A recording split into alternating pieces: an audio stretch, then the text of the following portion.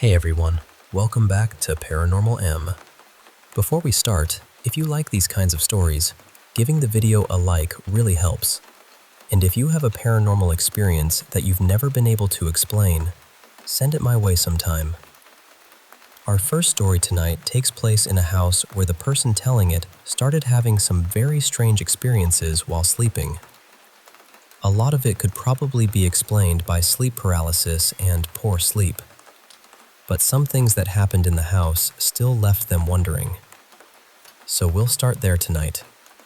Thanks for listening, and I hope you all have a good night and sleep well.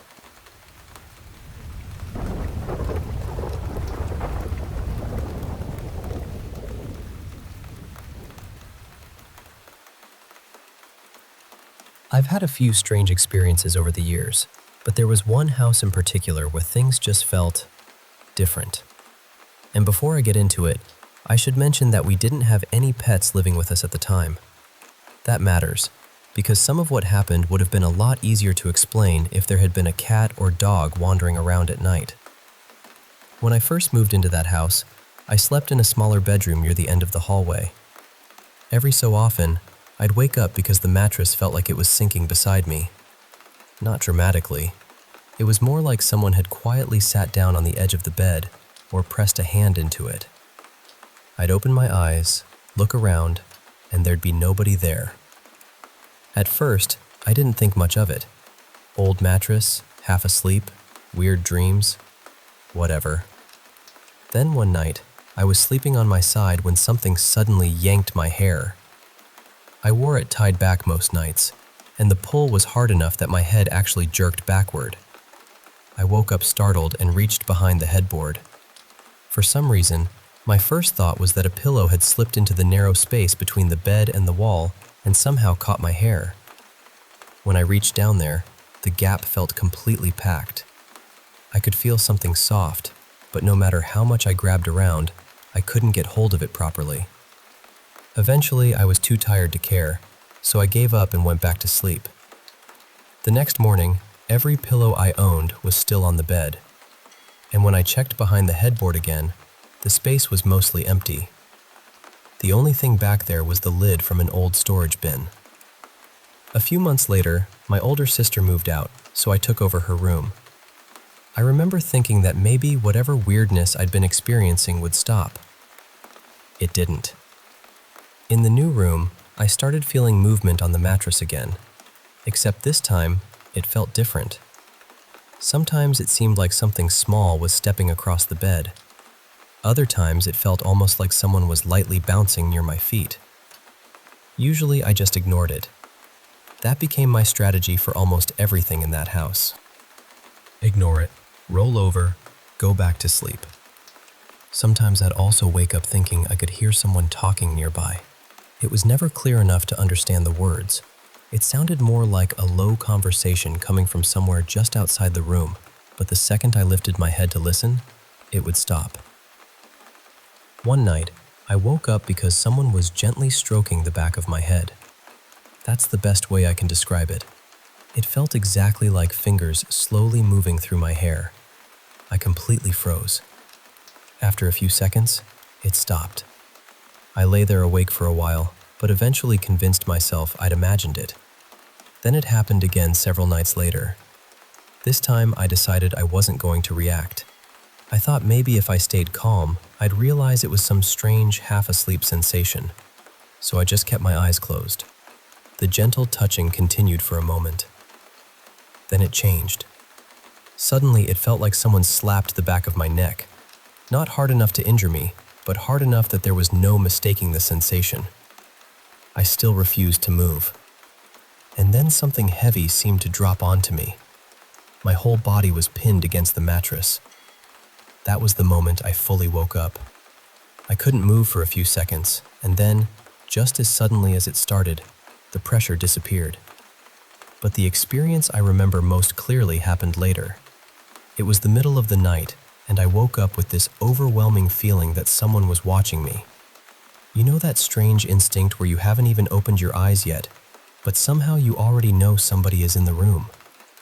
That was exactly what it felt like. I looked toward the foot of the bed. there was a figure standing there. It was short, maybe the height of a young child, with long, dark hair hanging around its face. And it had these reddish eyes. I don't remember seeing much detail beyond that. What I remember most was the expression, or maybe just the feeling coming from it. It felt hateful. Not curious, not sad. It felt like it absolutely did not want me there. For a few seconds, I considered reaching over and switching on the lamp. Then another thought entered my mind. What if I turned the light on and it was still standing there? And, strangely enough, I was also afraid that turning on the light would let it know I was awake. So instead, I slowly rolled onto my side and faced the wall, pretending I was still asleep. I stayed like that for what felt like forever. At some point, somehow, I actually fell asleep again. When I woke up in the morning, the room was empty. After that, though, I slept with the lights on for quite a while. Now, looking back, I can admit there's a very reasonable explanation for most of this. At the time, I had undiagnosed sleep apnea, and I was also working overnight shifts. My sleep schedule was a disaster, and I was constantly exhausted. Sleep paralysis can cause incredibly realistic sensations. People can feel pressure on the bed, hear voices, feel themselves being touched, or even see figures standing in the room. And since getting treatment and using a CPAP, I haven't experienced anything remotely like it. Of course, I also don't live in that house anymore. And that's the little detail that still bothers me. Because years later, my mother casually admitted that she sometimes felt like there was a presence in that house too. She never saw anything. She just said that every once in a while, especially late at night, the place felt occupied even when she knew she was alone. And then there was my little niece. When she stayed over, she occasionally refused to go down the hallway by herself at bedtime. Whenever anyone asked her what she was afraid of, she'd give the same answer. The lady. Maybe she was just trying to avoid going to bed. Honestly, that's probably the explanation. At least, that's the explanation I prefer.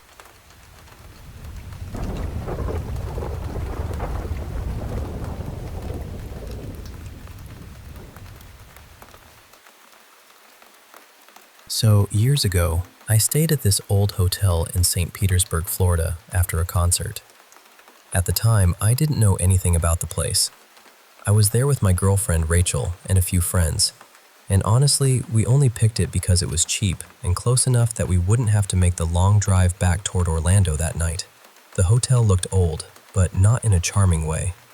It had this heavy feeling to it, like the building had been standing there long enough to collect things it probably shouldn't have. Still, we were exhausted, so we checked in, split between 2 rooms on the same floor, and figured we'd crash for the night. That didn't happen. Sometime after midnight, the shower in our bathroom suddenly turned on by itself. Not dripping, not a little trickle, full-on running water. I got up, shut it off, checked the handles, and tried to convince myself it was just old plumbing. Then we started hearing tapping at the door. 3 or 4 quiet taps. A pause. Then more. At first, I thought it was one of our friends messing with us, but when I opened the door, the hallway was completely empty. A little while later, the doorknob started shaking, and I mean violently. It sounded like somebody on the other side was grabbing it and trying as hard as they could to force their way into the room. I jumped up again, opened the door. Nobody. The strange part was that our group seemed to be the only people staying on that section of the floor. But all night, we could hear voices outside. Not whispers either. It sounded like several people having a loud conversation right in the hallway. Every time one of us checked, though, there was no one there. Our friends had it even worse. They came over and told us their door had suddenly swung open on its own, even though they were positive they had latched the security lock from the inside. That was when we stopped joking about it. We decided to walk around the floor for a little while, mostly because none of us wanted to sit alone in our rooms anymore. At the very end of the hallway, we found a small open doorway. Behind it was this tiny room, barely bigger than a storage closet. There was no light on inside. The only illumination came from a narrow window where moonlight was spilling across the floor. And sitting directly in front of that window was an old wooden chair. From the hallway, the chair almost looked like a person. Just this dark shape sitting perfectly still, staring out the window. We stood there for probably a full minute trying to talk each other into going inside. Nobody did. Eventually, one of my friends said, "Yeah, absolutely not." And that was pretty much the end of that little adventure. We went straight back to our rooms. That was when the banging started. Every so often, I'd hear this dull knock somewhere inside our room.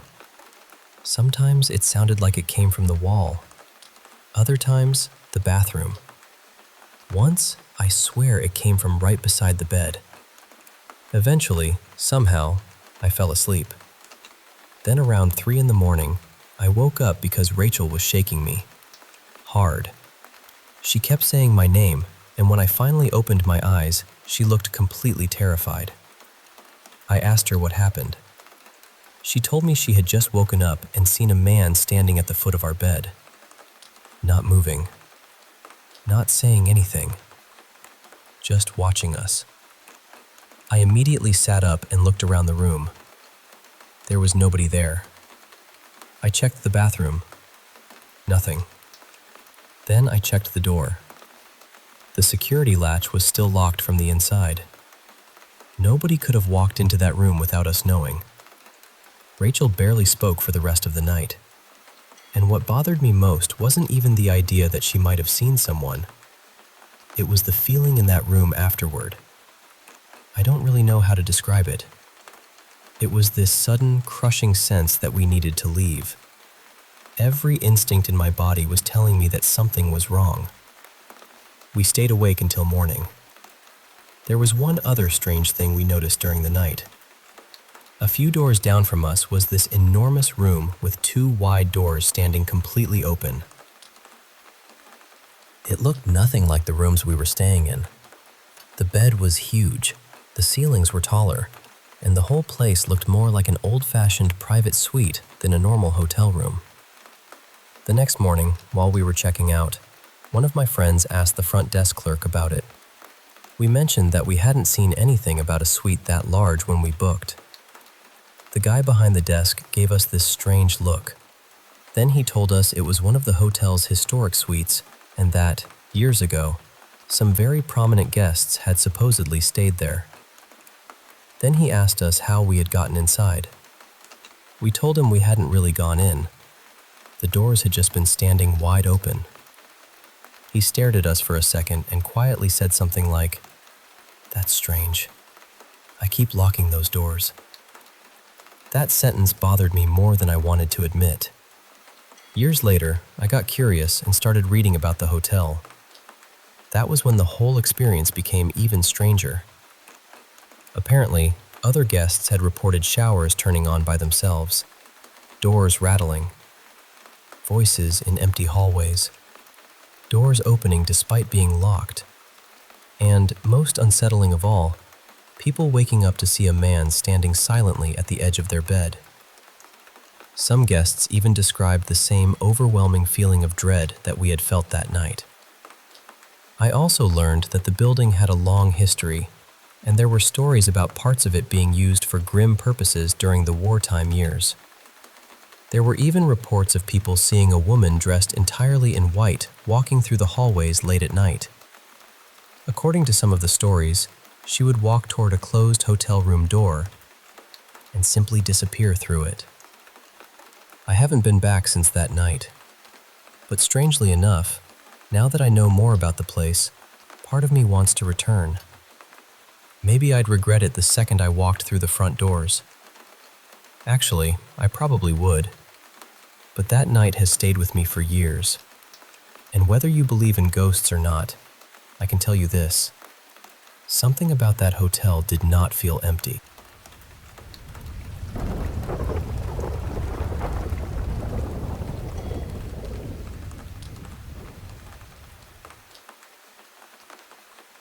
Okay, so where do I even start with this? A few years ago, around 2015, I moved into my partner's family home. It's an old place, the kind of house where almost every room has some piece of family history attached to it. His grandfather actually built the house himself and lived there for most of his life. He eventually passed away there, and years later, his wife did too. There's another house right beside ours that shares the same long driveway. His grandfather built that one as well and gave it to one of his children. When my partner was younger, his aunt and uncle lived there. Neither of them had particularly peaceful endings. His aunt passed away suddenly in that house, and his uncle died there not too long afterward under really tragic circumstances. Behind our property, there's this huge stretch of woods that eventually runs down toward a reservoir. It's beautiful during the daytime, honestly. But there's history back there too. When my partner was growing up, one of the neighbors died in those woods. So yeah, I'm not saying any of that automatically means a place is haunted. I'm just saying the house came with some pretty heavy baggage. And when I first moved in, I was probably the last person on earth who would have blamed anything on ghosts. I was aggressively skeptical. Not just, I don't really believe in that stuff. More like, there is absolutely no way ghosts are real, and anyone who thinks every creaking floorboard is their dead grandmother needs to relax. That was me. And then things started happening. Little things at first. Sounds in empty rooms. Doors that seemed to move on their own. That strange feeling of someone standing nearby when nobody was there. Every single time I found an explanation. Old house. Pipes. Wind. I'm tired. The floorboards are shifting. Whatever. I could probably tell you dozens of stories from that house, but there's one night I always come back to because that was the night something in me changed. I was home alone, standing in the kitchen making dinner. I remember I was making a big pot of stew. I had music playing quietly from my phone, and I was just standing there stirring the pot, completely relaxed. Behind the kitchen is our dining room.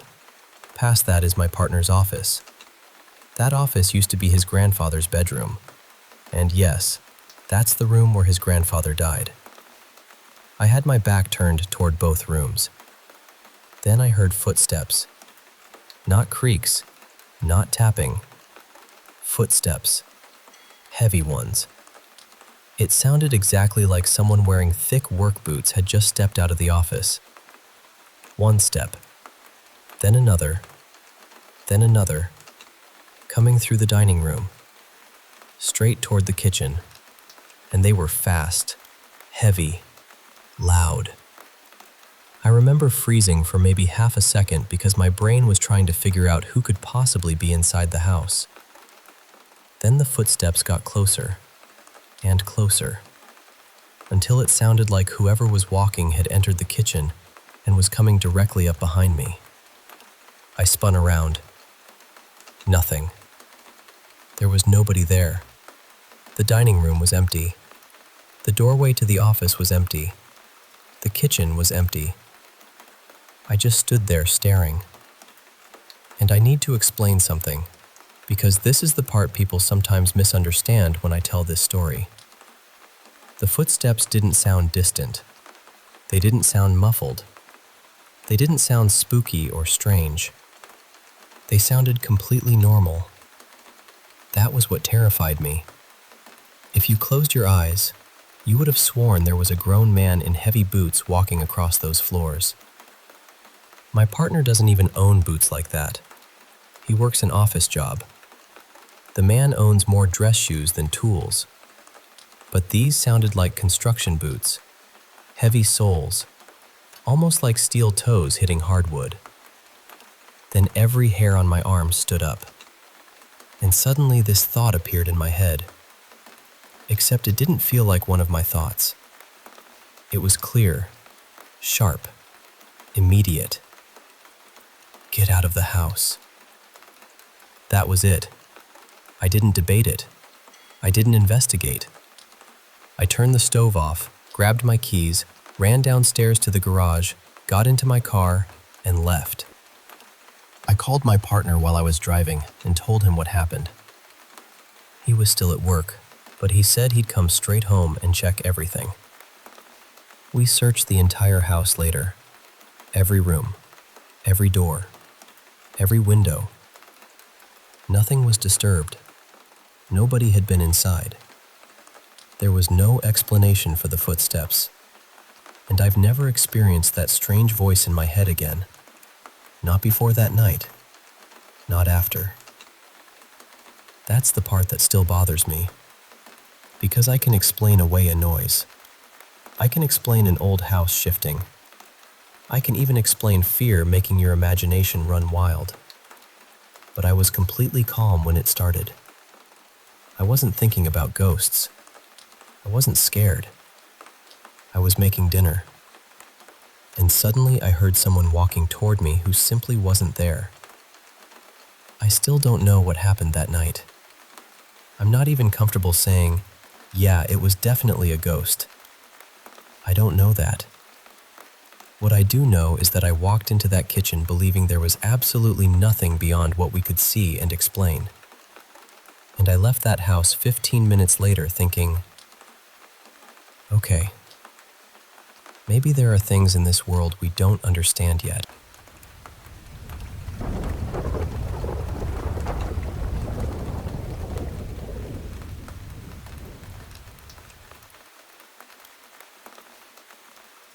I know how this story sounds.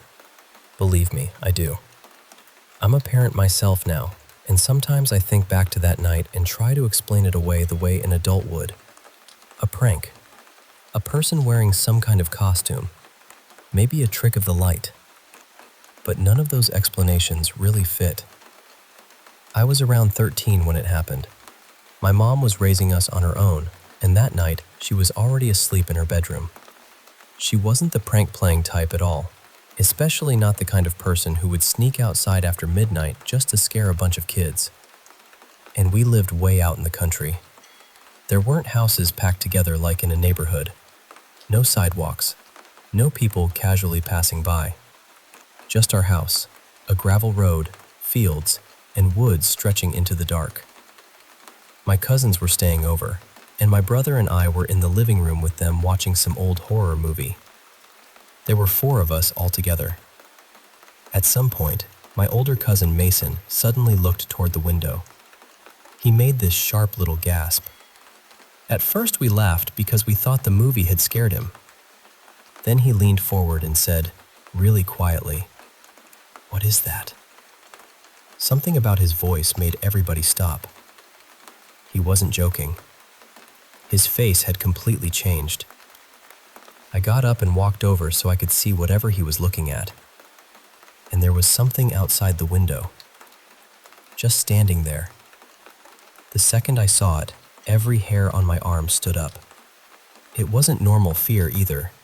It was this immediate physical reaction. My chest tightened, my skin started tingling, and I felt this rush of adrenaline before my mind had even figured out what I was looking at.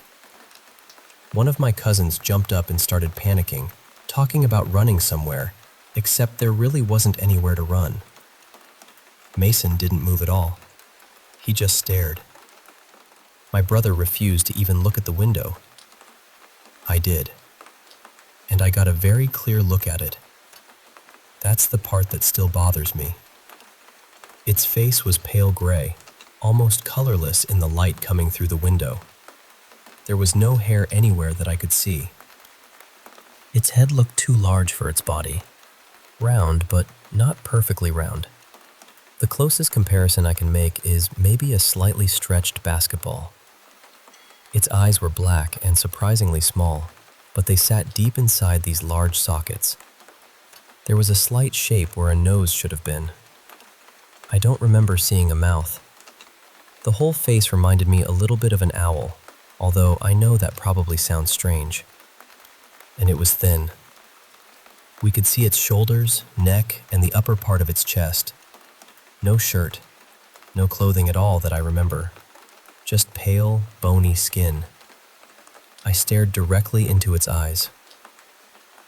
and it stared back at me. It never blinked.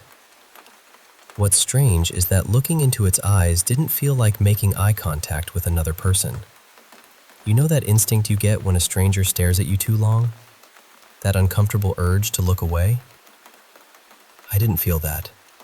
It felt more like locking eyes with some wild animal you've never seen before. There wasn't anger in its expression. There wasn't aggression. If anything, it seemed curious. It was just watching us. And we watched it. This wasn't some half-second glimpse where your imagination could fill in the blanks. It stayed there long enough for all of us who were looking to study it. Long enough for me to know I wasn't looking at a cheap mask. Then, without warning, it dropped straight down below the window.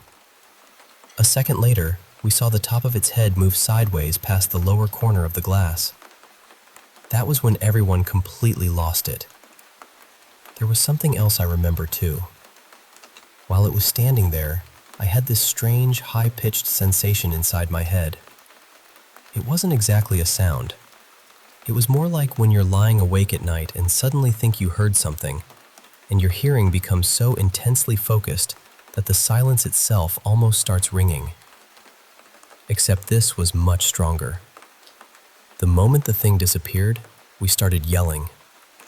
My mom came running out of her room half asleep, trying to understand why 4 kids were practically climbing over each other in the living room. We told her somebody or something had been outside.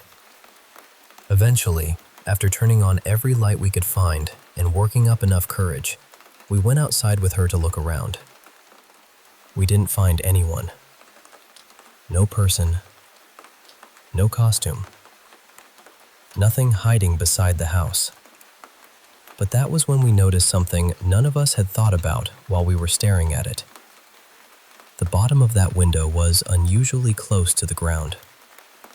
We measured it later.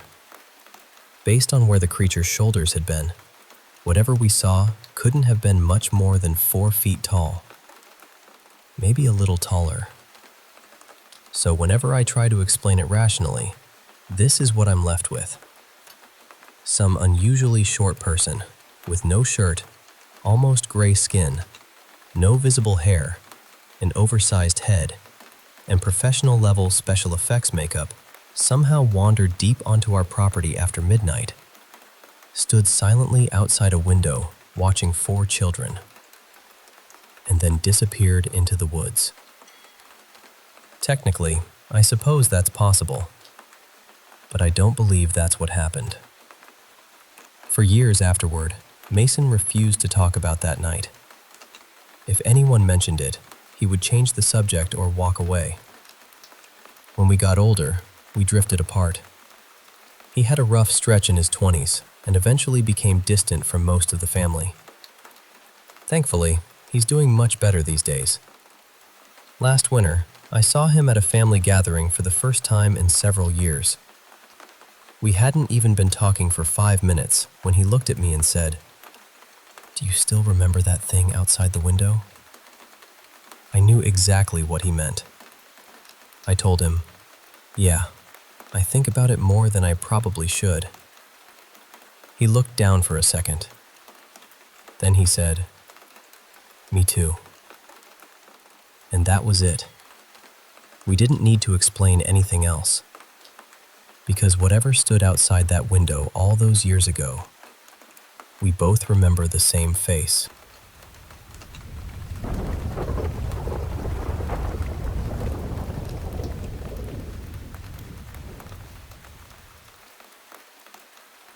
So, this has been happening to me for years, and it almost always happens the same way. It'll be late at night, I'll be asleep, and something will wake me up, because I can feel what I swear is a cat climbing onto the bed. And I know exactly how ridiculous that sounds, but if you've ever owned a cat, you know the sequence. There's that little bounce when they jump onto the mattress. Then you feel a few careful footsteps. They turn around once or twice, maybe knead the blanket for a bit, and then they just sort of collapse into a warm little lump against you. That is exactly what I feel. The footsteps, the circling, the kneading, even the weight and warmth when it finally settles down, usually somewhere near my calves. And for the longest time, I didn't think anything of it, because I actually do have a cat. He's an elderly orange guy named Milo, and he has had the run of my bedroom basically his entire life. There's even a little pet door so he can wander in and out whenever he wants. The thing is, Milo does not sleep near my feet. Ever. He has a small cushion beside my pillow, because apparently I spent years paying a mortgage just so this animal could have his own bedroom suite. He sleeps right beside my head. Every night. Still, whenever I felt those little movements near my legs, my half-asleep brain would just go, cat, obviously. Mystery solved. Except one night, it happened again. I woke up because something soft kept brushing against my ear. At the same time, I could feel the familiar weight of a cat moving around near the bottom half of the bed. Then, it clicked. The thing touching my ear was Milo's tail. I opened my eyes. Milo was lying on his cushion right beside my head, and I could still feel something walking between my legs. I remember just staring at him for a second, trying to force my sleepy brain to make the math work. Then I noticed Milo wasn't looking at me. He was staring down the bed, directly at the exact spot where I could feel the other cat. And his whole body had changed. His ears were flattened sideways, his eyes were huge, his tail had puffed up. He wasn't growling or hissing, but he was completely locked onto that spot. If you asked me what a cat looks like when it sees a ghost, that was it. There is genuinely no better description. So I slowly turned and looked. Nothing. Absolutely nothing. But I could still feel it. Something warm and heavy was resting against one of my legs. Eventually, I sat upright and reached down toward the spot. The second I touched the blanket, the sensation disappeared. Just gone. After that night, I stopped automatically assuming it was Milo. Now, whenever it happens, I look. And I never see anything. I even have one of those soft microfiber blankets where you can see every little mark in the fabric. A handprint shows up. A paw print shows up. You can tell if somebody dragged a finger across it. But whenever I feel this thing walking around, nothing. No paw prints. No dents. No sign that anything was there. And usually, once I sit up and physically touch the spot, it stops happening for several nights. I've wondered about sleep paralysis, but it doesn't really fit. I've had actual sleep paralysis once before, and this feels completely different. During these experiences, I can move normally. I can turn my head. I can sit up. I can grab my phone. I can turn on the lamp. There's no delay, no feeling of being trapped, and I've never actually seen some shadowy figure standing in the room. Which is probably good, because I think I'd simply move out and let the shadow figure have the house. The frustrating part is that I'm extremely skeptical about this kind of thing. I'm the person who hears a weird noise in the wall and starts thinking about plumbing, rodents, carbon monoxide detectors, bad wiring, mold, structural problems, because those are real things. You can investigate them. You can fix them. Problem appears, logical explanation arrives, problem goes away. Beautiful. That is how I prefer the universe to behave. So I have checked everything I could reasonably think of, and this particular thing just keeps happening. There are other strange things about this house too, enough that, eventually, I even went through and smudged the place. I'm indigenous, and while I respect the traditions I grew up around, I've never considered myself an especially spiritual person. Still, I reached a point where I thought, well, I've already checked the detectors and the wiring. Time to try the spiritual version of calling tech support. So I smudged rooms, closets, corners, objects that gave me a strange feeling. Pretty much the whole house. And some things seemed calmer afterward. But not everything stopped. The invisible cat certainly didn't get the eviction notice. What makes it stranger is that I'm not the only person who has experienced odd things here. My family has, my partner has, and they're somehow even more skeptical than I am. Even visitors have occasionally mentioned seeing or hearing things without knowing anything about the stories beforehand. If it were only my kids, I'd assume they were messing with me. And I'd probably be offended by the quality of the prank, because I taught them better than that. But I've experienced things myself. So has my partner. And after enough separate people describe weird things without being prompted, eventually you start running out of comfortable explanations. I still don't know if I believe in ghosts. Maybe there's some perfectly ordinary explanation that we simply don't understand yet. There have been plenty of things throughout history that sounded supernatural until science eventually figured out what was actually happening. Maybe 50 years from now, somebody will announce that scientists have finally discovered whatever causes phantom cat mattress displacement, and everyone will shrug and go, "Yeah, obviously." Maybe people will be streaming paranormal reality shows directly into their brains by then. Who knows? All I know is that something occasionally jumps onto my bed in the middle of the night, walks around like a cat, needs my blankets, and curls up against my legs. My real cat notices it too. And apparently whatever it is has no intention of leaving. At this point, I'm less interested in proving whether ghosts exist and more interested in figuring out whether I can legally charge one rent. Because if you're going to live in my house, sleep in my bed, and terrify my cat, you can at least contribute to the utilities.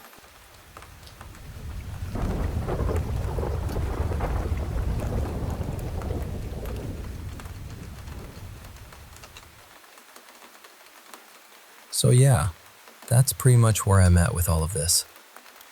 I'm still skeptical. I really am. I'm not somebody who immediately jumps to ghosts or spirits or anything like that.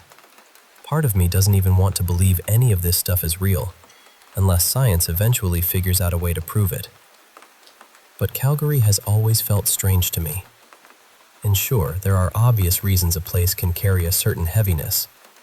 There's the history here: colonization, violence, generations of people living through awful things. Maybe knowing that history gets into your head more than you realize.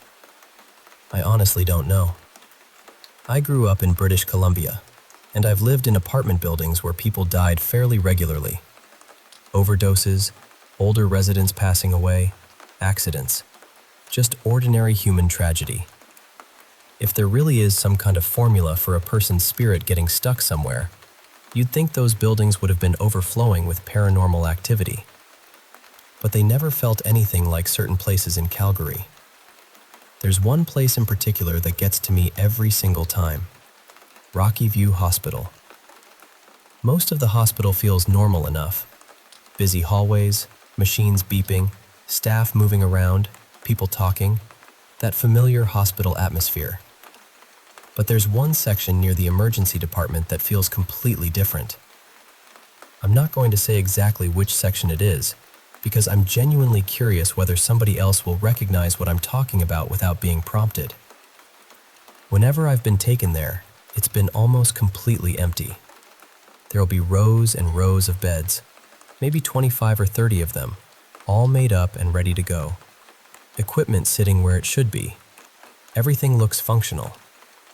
But there are no people, no patients, no nurses walking through, no security, no visitors who took a wrong turn. Nothing.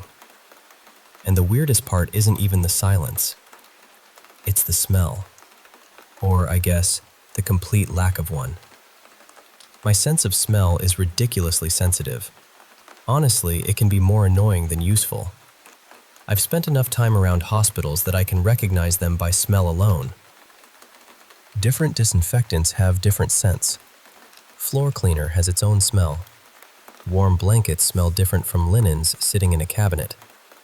Garbage bags smell different from laundry bags. Scrubs pick up different odors depending on where people work. Imaging areas sometimes have this faint electrical or ozone-like smell. Hospitals are basically a wall of overlapping scents. Except this place. There is nothing. I can smell myself. My shampoo, my clothes, whatever soap I used that morning. But the room itself? Nothing. And that bothers me more than I can explain. Usually somebody wheels me in, parks my stretcher or wheelchair, tells me they'll be back, and then disappears around the corner. And suddenly I'm completely alone. My phone won't get a signal there either. No calls, no messages, no internet. So I'm sitting in this enormous prepared hospital ward with dozens of empty beds, no smell, no sound, no people, and no connection to anybody outside of it. It feels like somebody hit pause on the entire building. Then eventually someone comes back for me. They wheel me across the threshold, turn the corner into another part of the hospital, and everything comes back. Voices, footsteps, machines, phones ringing, people everywhere. Even my cell signal suddenly works again. It's completely normal. I've had a partner with me a couple of times too, so I know it isn't just me sitting there getting anxious and letting my imagination run wild. They couldn't explain it either, but they definitely felt uncomfortable. Other Calgary hospitals haven't affected me the same way. I've been through places like Peter Lougheed, South Health Campus, and Foothills. Sure, hospitals can be creepy sometimes. That's almost expected. People are sick, people are frightened, families are stressed. Your brain is already running hot. But that specific section of Rocky View feels different. The only way I can describe it is that it feels like I've been parked in a hallway outside some kind of waiting room between worlds. And I hate it. There are other places around Calgary that give me a weaker version of that feeling, especially areas with older heritage homes and a few parts around the university. Nothing nearly as intense, but sometimes I get this uncomfortable sense that I shouldn't hang around. I've only experienced that feeling in a few other cities. London was one of them. And strangely enough, it wasn't the famous, supposedly haunted places. I visited some of the big historical attractions where everybody has a story about seeing some long-dead queen drifting down a corridor. I saw absolutely nothing. I was almost disappointed.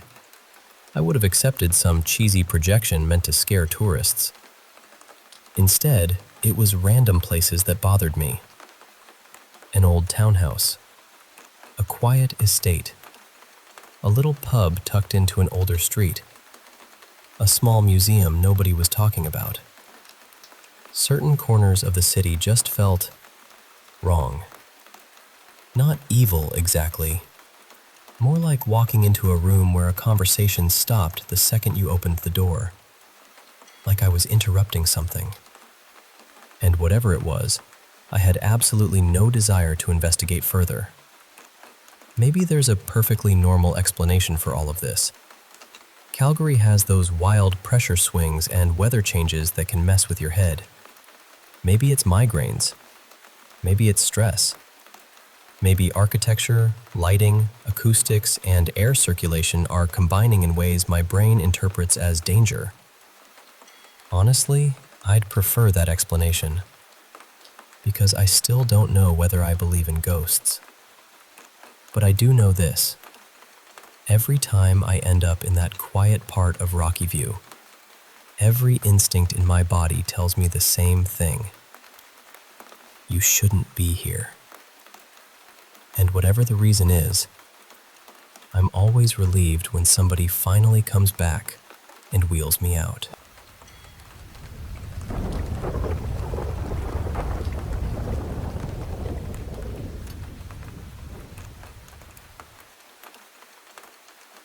I still get a strange feeling whenever I think about this, because I had an experience that was almost exactly like that when I was a teenager. I think I was around 16 or 17 at the time. My bedroom was right at the top of the stairs. There was a short hallway outside my door, maybe 12 feet long, with the bathroom at the very end. It wasn't a big house, and normally, walking from my room to the bathroom at night was nothing. Then, for a few nights, something changed. The first night, I woke up at exactly 2 in the morning because I needed to use the bathroom. I went, washed my hands, and started walking back toward my bedroom. As I stepped into the hallway, I glanced toward the staircase. The bottom of the stairs looked wrong.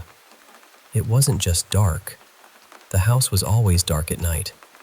This looked almost unnaturally black, like there was a patch of darkness sitting there that somehow swallowed whatever little light should have reached it.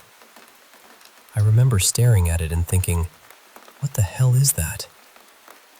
Then I heard something. It sounded like fingernails slowly scraping upward along the textured wall beside the staircase.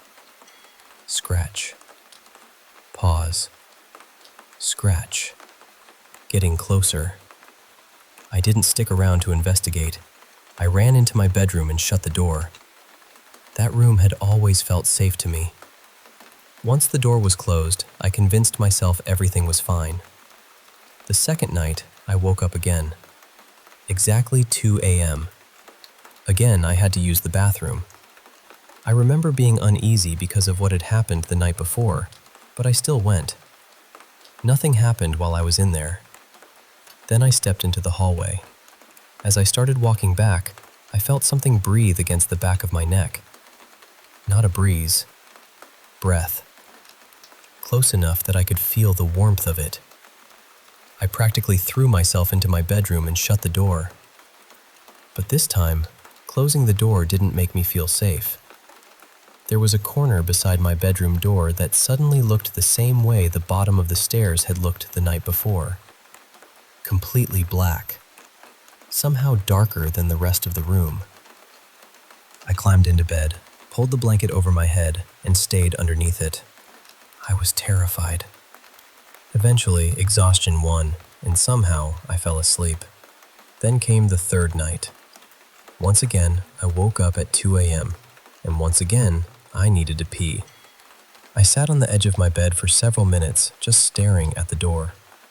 I remember thinking, do I really want to find out what happens tonight? Apparently, the answer was no. There was an empty sports drink bottle near my bed that I hadn't thrown away yet, and eventually, I decided I would rather deal with the ridiculous logistics of using that than walk down the hallway again. I'm a woman, so trust me, this was not exactly the easiest solution. But fear makes you creative. I stayed in my room that entire night. And nothing happened. At least, not until the following evening. The fourth night was different because it wasn't 2 in the morning. It was probably around 11:30. I was lying in bed in that strange space between sleeping and being awake. I could still hear the room around me, but my body was heavy and relaxed.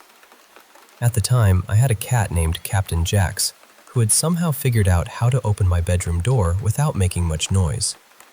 So when I suddenly felt something step onto the bed between my legs, my first thought was, Jax. Then it stepped onto my stomach, and immediately I knew it wasn't my cat. It felt like a foot. A human foot. Or something shaped like one.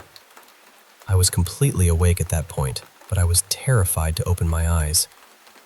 Then I felt another step, right onto my throat, and the pressure started increasing. I couldn't breathe properly. That was the moment fear turned into something else. I genuinely thought, for a second, that whatever this was might actually hurt me. So I forced the words out. Get the fuck off me! And instantly, the pressure disappeared. Everything lifted. I opened my eyes. There was nothing standing over me, nothing on the bed. But that corner beside my bedroom door was black again. That impossible, heavy darkness. And I had the strongest feeling that whatever had been on top of me hadn't actually left. It had just backed away. Almost like it had listened. I grew up Christian, although I'm not religious anymore. And by the 5th night, I was desperate enough to try anything that made me feel protected. So I started reading Psalms out loud before going to sleep. Some of those passages are surprisingly intense when you read them that way. They almost feel like protective incantations. That night, nothing happened. So I did it again the next night, and the next. For about a week, I read those passages aloud before bed. Whatever had been happening stopped completely. The scratching never returned. I never felt the breathing again. The strange darkness disappeared, and nothing ever stepped onto my bed again. I've told people this story over the years, and most of them don't really know what to make of it. Neither do I. All I know is that I remember being awake. I remember the pressure on my body. I remember struggling to breathe. And I remember exactly how that darkness looked. Maybe there's an explanation for it. Maybe there isn't. But hearing someone describe something so similar brought the entire memory rushing back so vividly that for a moment, I felt 16 again, sitting in that bedroom at the top of the stairs and wondering what was waiting on the other side of the door.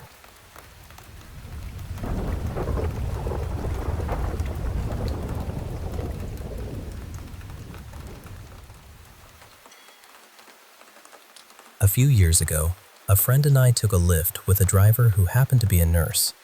Before nursing, he'd worked in software, so he was very analytical, very logical, very grounded in the kind of thinking where everything is supposed to have an explanation.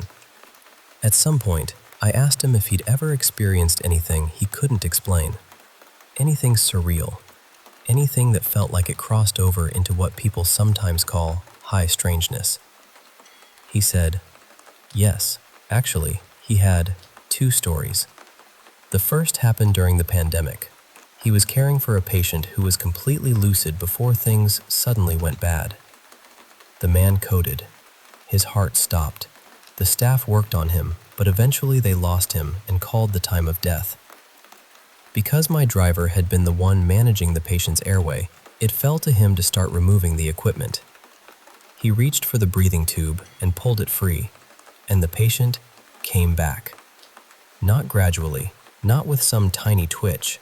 According to him, the man came roaring back to life. Over the next couple of weeks, they had several conversations. The patient seemed clear-headed, credible, and very certain about what he remembered.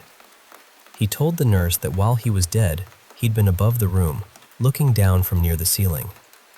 Then he started describing what everyone had been doing, where people were standing, what had been said, what happened while his body was lying there, unresponsive. And according to the nurse, he got all of it right, including details there was no obvious way he could have known. That experience changed him. Then he told us the second story, another code blue. He heard the call, ran down the hallway, turned the corner, and rushed toward the patient's room. The moment he opened the door and stepped inside, something freezing cold hit him directly in the center of his chest. Not the whole room, not a draft across his skin. He said it felt like an intense pocket of cold passed straight into his torso and then through him, as though something had crossed his body on its way out of the room. He believed it was the angel of death. I believed that something had happened to him, but I wasn't convinced he'd interpreted it correctly. When he dropped us off, I thanked him. I tipped him well. I told him I believed him. What I didn't say was that I believed the experience, but I wasn't ready to believe his explanation for it. Years passed. Then one evening, sometime near Halloween, I was pulling my car into the garage after my kids had already jumped out and run inside. I still had a few decorations scattered around. Nothing elaborate, just the usual seasonal clutter. I was sitting in the driver's seat, looking through the windshield toward the translucent garage windows, when I noticed a figure off to one side. It was standing at an angle from me, tall, dark, and gently swaying. My first thought was immediate. That's the angel of death. It sounds dramatic when I say it now, but that was the thought that arrived before anything else. And the strangest part is that I'm not particularly afraid of death. but I felt deeply unsettled. I've had only a handful of experiences in my life that shook me in that particular way, the kind that reaches beneath ordinary fear and leaves something colder behind. This felt like that. At the same time, I knew there had to be a normal explanation. I knew there was something in that garage making a shape. Eventually, I went inside and told my kids what I'd seen. Then I went back out and turned on the lights. And there it was. My oldest had put an old upright vacuum cleaner into the recycling bin as a joke. From the car, in the dim garage, it had formed the perfect silhouette. Of course, a vacuum cleaner. Mystery solved. I laughed it off, or tried to, because the feeling didn't leave. That sense of dread stayed with me. So I went online, mostly to distract myself. Somehow, through a strange chain of clicks, I ended up on Facebook, which I almost never use for very long. I saw a message, then a post, then another, and I stopped. Someone who had once been one of my closest friends had just died. They were young. As far as I knew, there had been no serious medical problems. And suddenly I was sitting there thinking about that nurse in the lift, about the cold that moved through his chest, about the figure in my garage. And I remember thinking, maybe the angel of death hadn't come for me. Maybe she had simply passed by. I know how that sounds. I also know the garage was closed. There was no obvious breeze, and that vacuum seemed to sway in a way that, even now, I can't quite make fit neatly inside the explanation I'd given myself. For a long time, I studied strange experiences while still keeping one foot planted firmly in skepticism. I could accept that people encountered things they couldn't explain while still questioning the meaning they assigned to them. I had done exactly that with the nurse. Then, later, something happened that frightened me even more. Someone I loved dearly was being harmed by another person. I was furious, protective, and emotionally overwhelmed. At one point, I said something I should never have said. I declared, with all the force I had in me, that if this person hurt my friend again, they would not survive it. I wasn't performing a ritual. I wasn't consciously asking anything to happen. But that night, in anger, I directed something outward that felt dangerously close to an invocation. By the next morning, that person was dead. Maybe it was coincidence. Maybe every piece of it was coincidence. I cannot prove otherwise, and I don't pretend that I can. But I know what the experience did to me. It made me far more careful about what I dismiss, and much more careful about what I say when I'm angry. Because after that night, I made myself a promise. Whatever happened, whatever I touched, whatever I thought I might have called toward me, I would never do it again.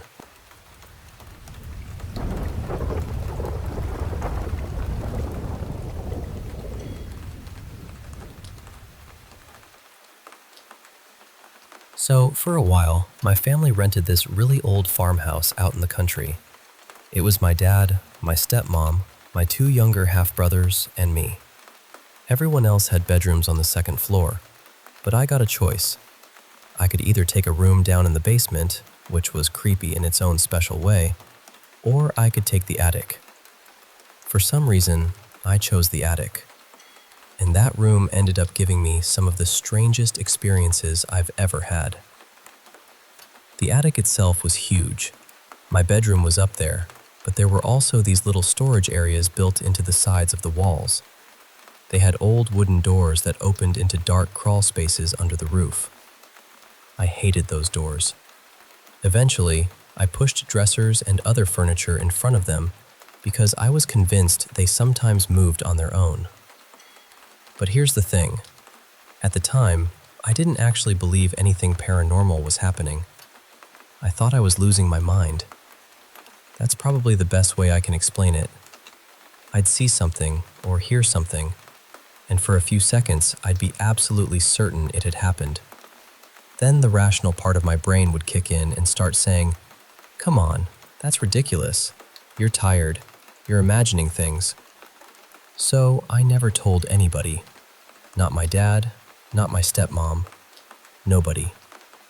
I figured if I started telling people that I was seeing a woman in a long white nightgown standing in the attic, they'd think I'd completely lost it. So I kept quiet. Eventually, I moved out. On the day I was packing everything, I had a small bucket with my fish in it, and I asked my dad to stay upstairs and keep an eye on them while I carried boxes out to the moving truck. I was gone for maybe 10 minutes. When I came back upstairs, my dad looked awful. His face had gone pale, and he was standing there with a flashlight, checking inside those little crawl spaces behind the doors. The same doors I'd kept blocked with furniture. I asked him, "What are you doing?" And he just kind of looked at me and said, really quietly, "I could have sworn I heard something in there." That was it. My dad and I never really had the kind of relationship where we'd sit down and talk about feelings or strange experiences. So I didn't tell him anything. I didn't say, "Yeah, I've been hearing things up here for months." I didn't tell him about the doors. And I definitely didn't tell him about the woman. I only made him promise me one thing. I told him, "When I'm gone, don't let the boys turn this into their bedroom." He promised they wouldn't. About a month later, I came back to visit. My little brothers were around 5 and 6 then, and when I walked upstairs, I noticed toys scattered all over the floor of my old attic room. That immediately bothered me. I asked them why their toys were up there, and they casually explained that my parents had thrown a New Year's Eve party, and a bunch of the kids had decided to play upstairs because the attic had this big open space. Apparently, they'd all been having fun up there. Until something happened. The kids couldn't really explain it clearly. They just kept saying they'd heard something scary and that something had happened near the little doors and the walls. Then they all got frightened and ran downstairs so fast that they left half their toys behind.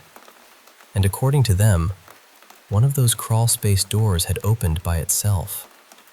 I remember just standing there listening to them, because that was the exact thing I'd spent months convincing myself wasn't real. Then they mentioned the woman, a lady wearing white. And that's when I really started getting uncomfortable, because I'd never told anybody about her. Not once. But somehow, some of those kids had seen her. And later, I found out my dad had apparently seen her too. That honestly messed with me more than anything I'd experienced while living there, because suddenly, I couldn't explain it away as my own imagination anymore. There was another thing that happened to me constantly in that house. I'd wake up in the middle of the night because I could hear my stepmom calling my name from downstairs. Not faintly either. It sounded completely real, like something was wrong and she needed me immediately. So I'd jump out of bed, hurry down the little staircase from the attic, and reach the second floor landing. And every single time, the house would be dark. Everyone would be asleep. Nobody had called me. The strangest part wasn't even hearing the voice. It was what happened afterward. I'd be standing there in that dark hallway, and suddenly everything would feel unbelievably quiet. Not normal nighttime quiet. It felt heavy, almost like the silence itself had filled the entire hallway. And I'd get this overwhelming feeling that someone was standing directly behind me. I never wanted to turn around. That's the part I still remember most clearly. That feeling of knowing you're alone while every instinct in your body is screaming that you're absolutely not. My family ended up moving out several months after I did. By that point, enough strange things had happened that they didn't feel comfortable staying there anymore. Then, not long afterward, the owner of the property passed away unexpectedly inside the house. Last I heard, someone was renovating the place, probably getting it ready to rent or sell again. And apparently it's a 6-bedroom farmhouse. So, plenty of room. Just maybe don't pick the attic.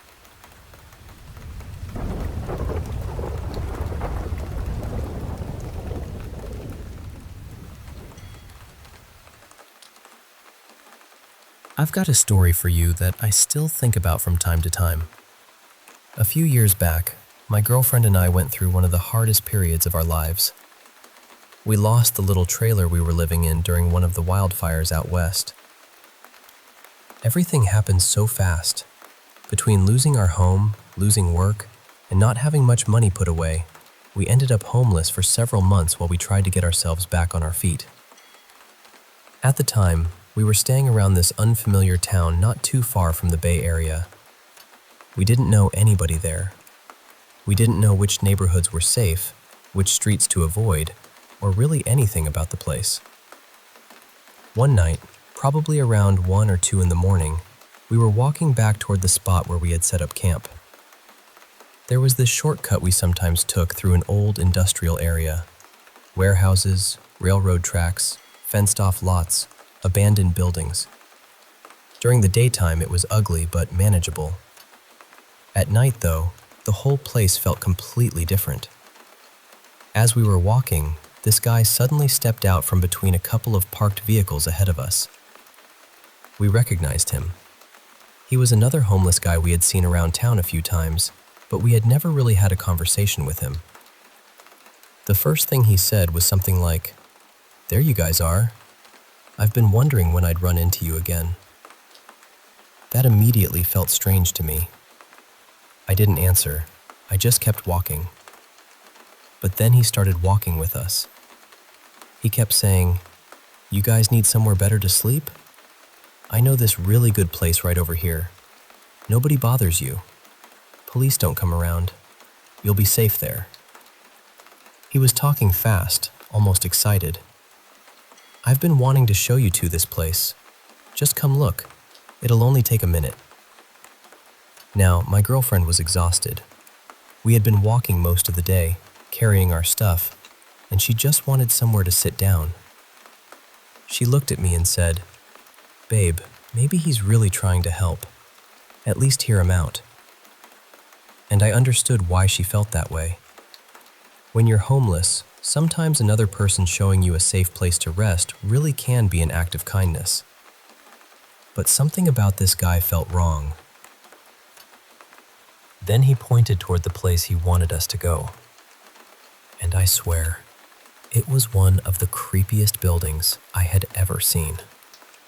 It was an abandoned warehouse sitting right beside the railroad tracks. Half the windows were smashed out. Pieces of metal siding were hanging loose. Trash was scattered everywhere. The inside was completely dark. Not one light. Nothing. And this guy was standing there, trying to convince us to walk inside with him in the middle of the night. I looked at that building, looked at him and said, "No, absolutely not. We're not going in there." He kept pushing. "Come on, man. I'm trying to help you." I told him again, "No, thank you. We're good." That's when his whole attitude started changing. Suddenly, he was irritated. He started cursing at me, saying I was being disrespectful and that he had only been trying to help us. Then he went right back to trying to convince me. "I've been waiting to show you this place. It's safe, bro. Nothing's going to happen. You guys are new around here. I know this area." And while he was talking, I had this overwhelming feeling in my body. Not ordinary nervousness. It felt like every alarm inside me switched on at the exact same time. The hair on my neck was standing up. I had goosebumps all over my arms. Everything in me was saying, "Do not go inside that building." My girlfriend was uncomfortable too, but she was trying to stay polite because the guy was getting more aggressive. I reached over, grabbed her hand and said, "We need to go. Right now. Don't argue with him. Just keep walking with me." So we did. He kept talking behind us for a while, but I refused to stop. We walked until we were completely out of that industrial area and eventually made it safely back to our camp. For a while, I wondered if maybe I had overreacted. Then, a few months later, we heard something that made my stomach drop. Police had discovered the bodies of a woman and her young daughter near the railroad tracks behind that same abandoned building. I'm not saying I know exactly what that man intended to do that night. I don't know if he had anything to do with what happened there. But I do know what I felt. And I know I'm grateful that I listened to it. I truly believe God was watching over us that night and gave me the discernment to recognize that something wasn't right. That experience taught me something I'll never forget. You don't always need proof before you leave a dangerous situation. Sometimes your body notices something before your mind can explain it. If somebody is making you uncomfortable, you don't owe them politeness. If someone keeps pushing after you've already said no, pay attention to that. And if everything inside you is telling you to get away, listen. Keep walking.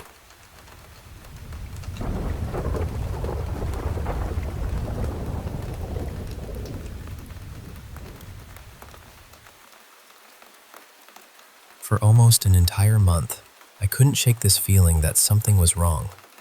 I was restless, emotional, easily irritated, and the strangest part was that certain things happening in 2026 felt almost identical to things I had experienced 2 years earlier. Back in the summer of 2024, I lost my older brother.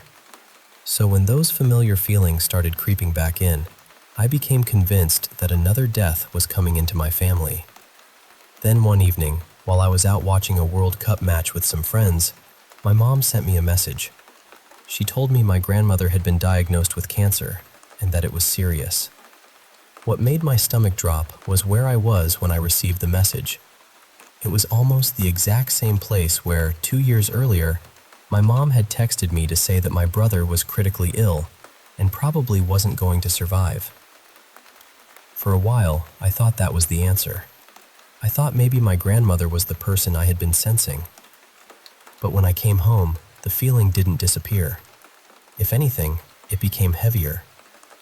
There was this strange atmosphere in the apartment that I couldn't explain. It wasn't necessarily frightening. It just felt dense, almost like the whole place was holding its breath. Some nights, our family dog Milo would suddenly stare down the hallway toward the front door. Not at a sound. Not at a person, just at empty space. I would look over, see nothing, and eventually convince myself he was probably hearing something outside that I couldn't hear. Then we'd go back to bed. But as the weeks passed, I became more restless. I was staying awake until sunrise. My emotions were all over the place, and during that time, Milo and I became incredibly close. He had always been the family dog, but that summer he became my little shadow. Since I was on break, we spent nearly every day together. He slept beside me every night. He followed me from room to room. And somehow, without realizing why, I started paying attention to the smallest moments with him. The way he curled up beside my legs. The sound of him breathing while he slept. The way he looked at me when I walked into the room. I wasn't sleeping much at night because I would just lie there beside him, thinking about how simple those moments were and how much they meant to me. It was almost as if some part of me knew I needed to remember them. That Sunday, there was a major World Cup final. I had originally planned to go out and watch it at a sports bar. Normally, I would have gone without thinking twice. But the night before, something kept telling me to stay home. Then the morning came, and I still felt the same way. Stay home. Stay home. Stay home. Eventually, my plans fell apart anyway, and I decided not to fight the feeling. Later that afternoon, I was texting someone I used to be close with, and for some reason, our conversation turned toward memories. I remember saying that sometimes the memories that stay with you aren't the dramatic ones. They're the ordinary ones. Sitting beside somebody, watching television together, sharing a room without saying much. So that evening, instead of going out, I watched the match at home. My dad was stretched out on his bed, and I lay beside him while Milo squeezed himself between us, resting against my leg. And I remember thinking, very clearly, I want to remember this. I want another memory with my dad. I want another memory with Milo. I became overwhelmed with emotion, but I still didn't understand why. That night, I barely slept. I tossed around until morning, overthinking everything. What frightened me later was realizing that I had behaved almost exactly the same way the night my brother died. The following morning, Milo followed me everywhere. Eventually, I stepped into the bedroom alone because I needed a few minutes to calm myself down. I must have fallen asleep briefly. When I woke up, I found Milo sitting near the apartment door. He looked unusually sad. At first, I thought maybe he was waiting for my dad to come home, but something about it felt different. He was just staring toward that door, the same place he had been staring at during those strange nights. I walked over and picked him up.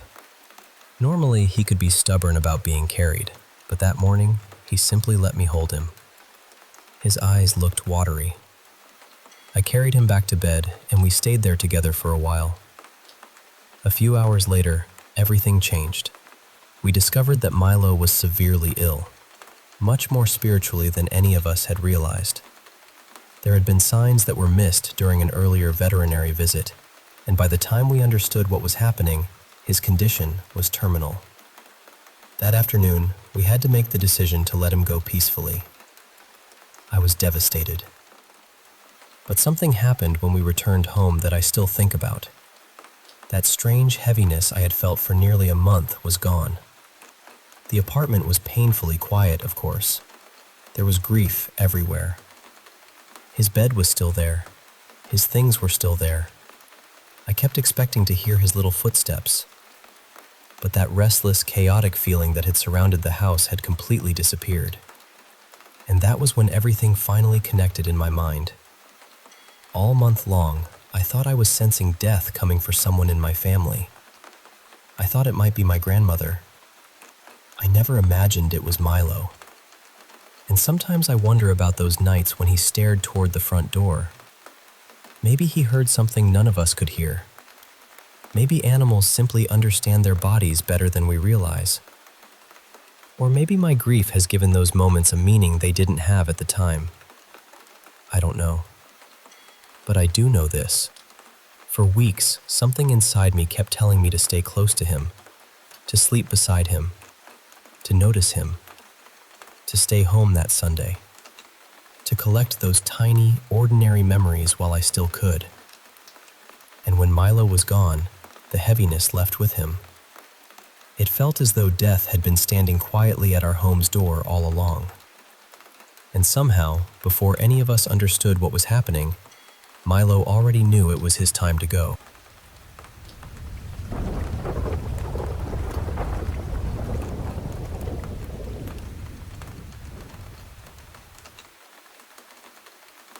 Back in college, during my second year, I shared a small apartment with a roommate just a few minutes from campus. From the beginning, there was something about that place that nobody seemed to like. It wasn't anything obvious. The apartment looked completely normal. It was actually pretty decent for student housing. But whenever friends came over, sooner or later, someone would say the same thing. This place feels weird. My roommate felt it too. For the first few months, nothing dramatic happened. It was mostly little things you could explain away if you tried hard enough. The microwave would sometimes beep in the middle of the night, even though nobody had touched it. Once, a portable heater in my bedroom suddenly shorted out and killed the electricity to half the apartment. The heater wasn't old, and when we checked it afterward, there didn't seem to be anything seriously wrong with it. There were other tiny incidents too. A light flickering, a strange sound from another room, that feeling that someone had just walked behind you when you knew you were alone. But nothing ever happened that made me think, okay, something is definitely wrong here. Not until one evening. I had gone grocery shopping with my partner at the time. By the time we got back, it was a little after 6. My roommate wasn't home. The apartment was completely dark. I unlocked the door, stepped inside, and started switching on the lights. Everything seemed normal. My partner carried the grocery bags into the kitchen and started unpacking them onto the counter while I put a few things away. And then, for no reason at all, I suddenly felt like I needed to look toward the balcony. The balcony doors were across the living room. Beyond the glass was complete darkness. I stared at it. There was nothing there. At least, nothing I could see. But almost immediately, my entire body reacted. I broke into this freezing cold sweat. It was so sudden that I remember looking down at my arms because I thought maybe a window had been left open. Then I heard something. Static. That's the only way I know how to describe it. It sounded like that old television static you used to hear when a channel wasn't working, except it didn't seem to be coming from anywhere in particular. It felt like it was inside the room, maybe even inside my head, and it was getting louder. For a second, I honestly thought something was happening to me physically. Then I looked at my partner. His back had been facing the balcony. He suddenly stopped unpacking the groceries and put both hands over his ears. I hadn't said anything to him. I hadn't even told him what I was hearing. But he turned around and looked at me, and his face had completely changed. He looked terrified. The whole apartment suddenly felt heavy, dense. That's the word I always come back to. It felt like the air itself had weight. Breathing felt harder. The room felt smaller. There was this overwhelming sense that something else was there with us, even though neither of us could see anything. I don't remember either of us deciding to leave. We just ran. Straight out the front door. We didn't even close it behind us. The second I got outside and breathed in the cool evening air, the feeling started fading. The static disappeared. My chest loosened. Within maybe a minute, I felt almost completely normal again. My partner did too. We stood outside staring at the open apartment door, and neither of us wanted to go back inside. Eventually, we forced ourselves to grab the groceries because we had just bought a ridiculous amount of food and didn't want to leave everything sitting there. And this is the part that bothered me almost as much as what happened before. When we went back inside, everything was normal. Completely normal. No strange sound, no pressure in the air, nothing. We grabbed the groceries and stayed at my partner's apartment that night. Actually, I avoided sleeping alone in my apartment for quite a while after that. For a few weeks, I stayed with my older sister, Mara. She lived about 45 minutes away from my college. She was serving in the military at the time, so I didn't get to see her very often. But when I told her I was genuinely afraid to sleep alone, she let me stay with her. One night, I finally told her exactly what had happened. She listened quietly. Then she asked me a question that seemed strangely specific. "What unit are you in?" I told her. "Unit 47. She just stared at me for a moment. Then she asked me to describe where it was in the building. When I did, she became very quiet.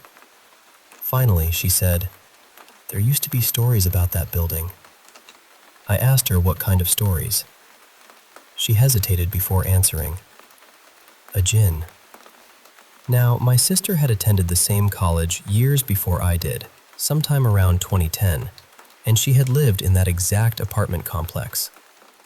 One of her friends had lived in the same building as me. My sister couldn't remember the exact apartment number, but she remembered that her friend had lived upstairs, on the second floor. So did I. Her friend was a Muslim girl whose father was a respected religious scholar in their community. According to my sister, the girl had changed dramatically after moving into the complex. Before that, she had apparently been cheerful, social, always surrounded by friends. Then, over several months, she became withdrawn. She stopped attending lectures. She stopped going out. Sometimes she would lock herself inside her apartment for several days. Friends would knock on the door and get no response. When they did manage to see her, some of them said she looked exhausted and neglected, almost like she had stopped taking care of herself completely. There was apparently a strong, unpleasant smell around her sometimes too, which people assumed was because she hadn't showered or cleaned the apartment in days. At the time, most people thought she was suffering from severe depression. And honestly, that still seems like the most reasonable explanation. Eventually, she dropped out of college. Her father came to collect her things. That should have been the end of it. But because the local Muslim community was fairly close, people talked. A rumor began spreading that her father believed a jinn had become attached to his daughter. Some people even claimed that he had asked other religious figures in the community for help. The story grew from there. My sister never really believed it. She always felt uncomfortable turning someone's possible mental health crisis into a supernatural story. So she dismissed it as gossip. Years passed. She forgot about it. Until I told her where I was living. Then she asked me something else. Is there still that yellow flowering tree outside? I froze. There was. A huge one. It stood beside the building, close enough that some of its branches stretched toward my bedroom window and across part of the balcony. I had never mentioned that tree to her. She described exactly where it stood. Then she told me that her friend's apartment had been on the same side of the building. Second floor. Near that tree. I remember the goosebumps running all the way up my arms. Even then, I didn't want to connect the stories. I still don't know if I should. Maybe my sister's friend had simply been seriously unwell. Maybe the rumors grew after she left. Maybe the microwave was faulty, the heater was defective, and whatever happened to my partner and me that evening was some strange combination of anxiety, sound, and suggestion. There are ordinary explanations for almost everything if you look hard enough. But there's one part I still can't get past. My sister knew the building before I ever told her what happened. She remembered the second floor. She remembered that tree. And years before I lived there, she had already heard people whispering that something strange had happened in that exact part of the complex. I don't know what was in that apartment. Maybe nothing was. But I still remember standing in that kitchen, looking toward that completely black balcony, hearing that static grow louder while the person beside me heard it too. And even now, all these years later, I can remember exactly how the air felt. Heavy, like something had entered the room, or maybe like it had been there the entire time.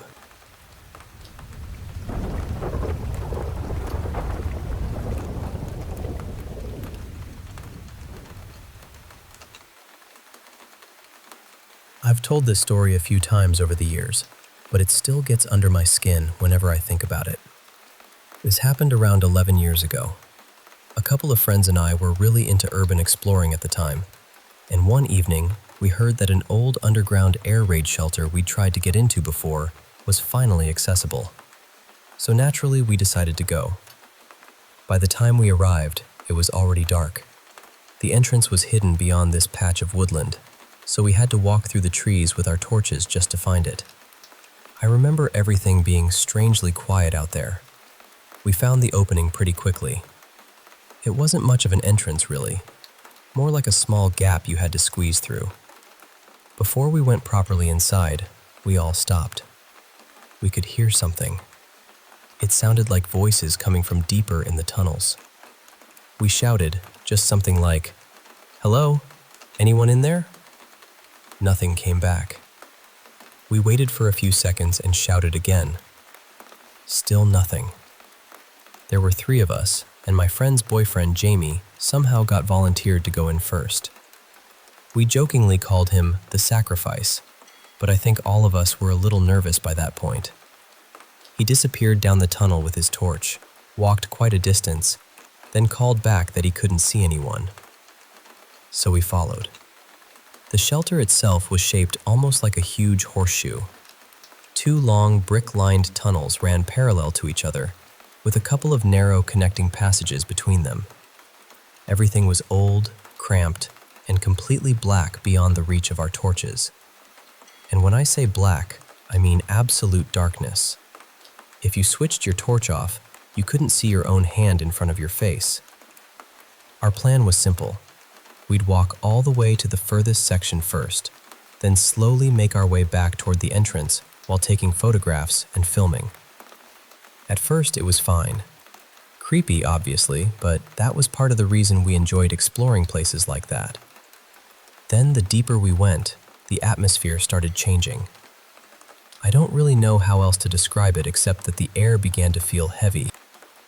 Not physically difficult to breathe exactly. More like the whole place suddenly felt oppressive. None of us said much about it at first. I was taking pictures with my DSLR and occasionally using my phone. My friend was recording video while Jame walked ahead with his torch. Eventually, we reached the far end and started making our way back. That was when we heard the footsteps. At first, I assumed it was one of us. Then I realized all 3 of us had stopped walking. The footsteps hadn't. They were behind us. Slow, heavy footsteps coming down the tunnel. Step, step, step. There was absolutely no mistaking the sound. Someone was walking behind us. I remember turning around and shining my torch as far back as it would reach. Nothing. Just an empty brick tunnel disappearing into darkness. We called out again. No answer. And what bothered me most was that we'd already checked the shelter. As far as we knew, there was only one entrance and nobody had passed us. The hairs on the back of my neck stood straight up. We started walking faster. Not running yet because I think all 3 of us were still trying to convince ourselves there was some normal explanation. Maybe dripping water. Maybe loose debris. Maybe echoes. Except it didn't sound like any of those things. It sounded like boots on the floor. And every now and then, when we slowed down, it sounded as though whatever was behind us slowed down too. Around halfway back, my torch started flickering. I remember being annoyed more than frightened at first because I'd charged it earlier that day. I said, "Great, my battery's dying." Then my friend looked at hers. Her torch was flickering too. Jame's started doing the same thing seconds later. That was when nobody was joking anymore. We decided to move quickly and finish the last part of the tunnel because we still had to cross the woods afterward, and none of us wanted to be stuck out there without light. There was one section we stopped at briefly because it had the remains of some old communications equipment. Rusted panels, cables, switches, things like that. I raised my camera to take a few photographs. The battery warning came on. It had been nearly full when we entered. I checked my phone. Same thing. The battery percentage was dropping right in front of me. My friend checked her camera and started saying hers was doing it too. Then our torches began getting noticeably dimmer. I can't explain what happened next in a logical way. Something inside me just screamed that we needed to leave. Not a thought. Not, maybe we should head back. It was more primitive than that. Every part of my body was telling me to run. The atmosphere had become unbearable. It felt like something was pressing down on us, and suddenly none of us cared about photographs or filming or finishing the explore. We ran. Properly ran. I could still hear movement behind us, but at that point I refused to turn around. We reached the entrance and had to squeeze out one at a time because the opening was so narrow. Jame went first. My friend followed. I was last. And I can still remember standing there for those few seconds while they crawled through, knowing there was nothing behind me except darkness. I have never wanted to get out of somewhere so badly in my life. The second there was room, I scrambled through the opening and we tore through the woods back toward the car. We were stumbling over branches, slipping in mud, nearly falling over roots. Nobody cared. We just wanted distance between us and that shelter. Eventually we reached the car, slammed the doors, and sat there trying to calm down. After a few minutes, my friend suddenly remembered she hadn't recorded the ending for her video. I told her to just film it inside the car, assuming her camera still had enough power. She took it out. The camera turned on normally. Then I switched my torch on to give her some extra light. Perfect. Bright as ever. No flickering. We checked Jame's torch. Perfect. My friend's torch. Perfect. Then I looked at my camera. The battery that had supposedly been almost dead underground was showing around 50%. My phone was even stranger. It had gone from nearly empty in the shelter to almost fully charged again. We just sat there staring at everything. All of our equipment had suddenly returned to normal. I've tried explaining it away over the years. Maybe being underground affected the electronics somehow. Maybe the temperature caused the batteries to behave strangely. Maybe there was something environmental going on that none of us understood. But it wasn't freezing down there. It wasn't especially wet either. And even if you could explain every battery suddenly draining at the same time, that still wouldn't explain the footsteps. It wouldn't explain why they seemed to follow us. And it definitely wouldn't explain that overwhelming feeling that something wanted us gone. The three of us talked about it many times afterward. None of us remembers it differently. None of us believes we were alone in those tunnels. Whatever was down there, whether it was something paranormal or something we simply couldn't understand, it did not feel welcoming. I've driven past that area a handful of times since. Every single time I think about those tunnels, and every single time I get the same cold shiver down my back. There's one photograph I took inside that night that I still have. Nothing obvious is standing in it. Nothing I can point to and say, there, that's what followed us. But even now, years later, I don't like looking at it for very long, because the second I see it, I remember those footsteps behind us in the dark. And I remember exactly how it felt when something deep inside me said, "Get out."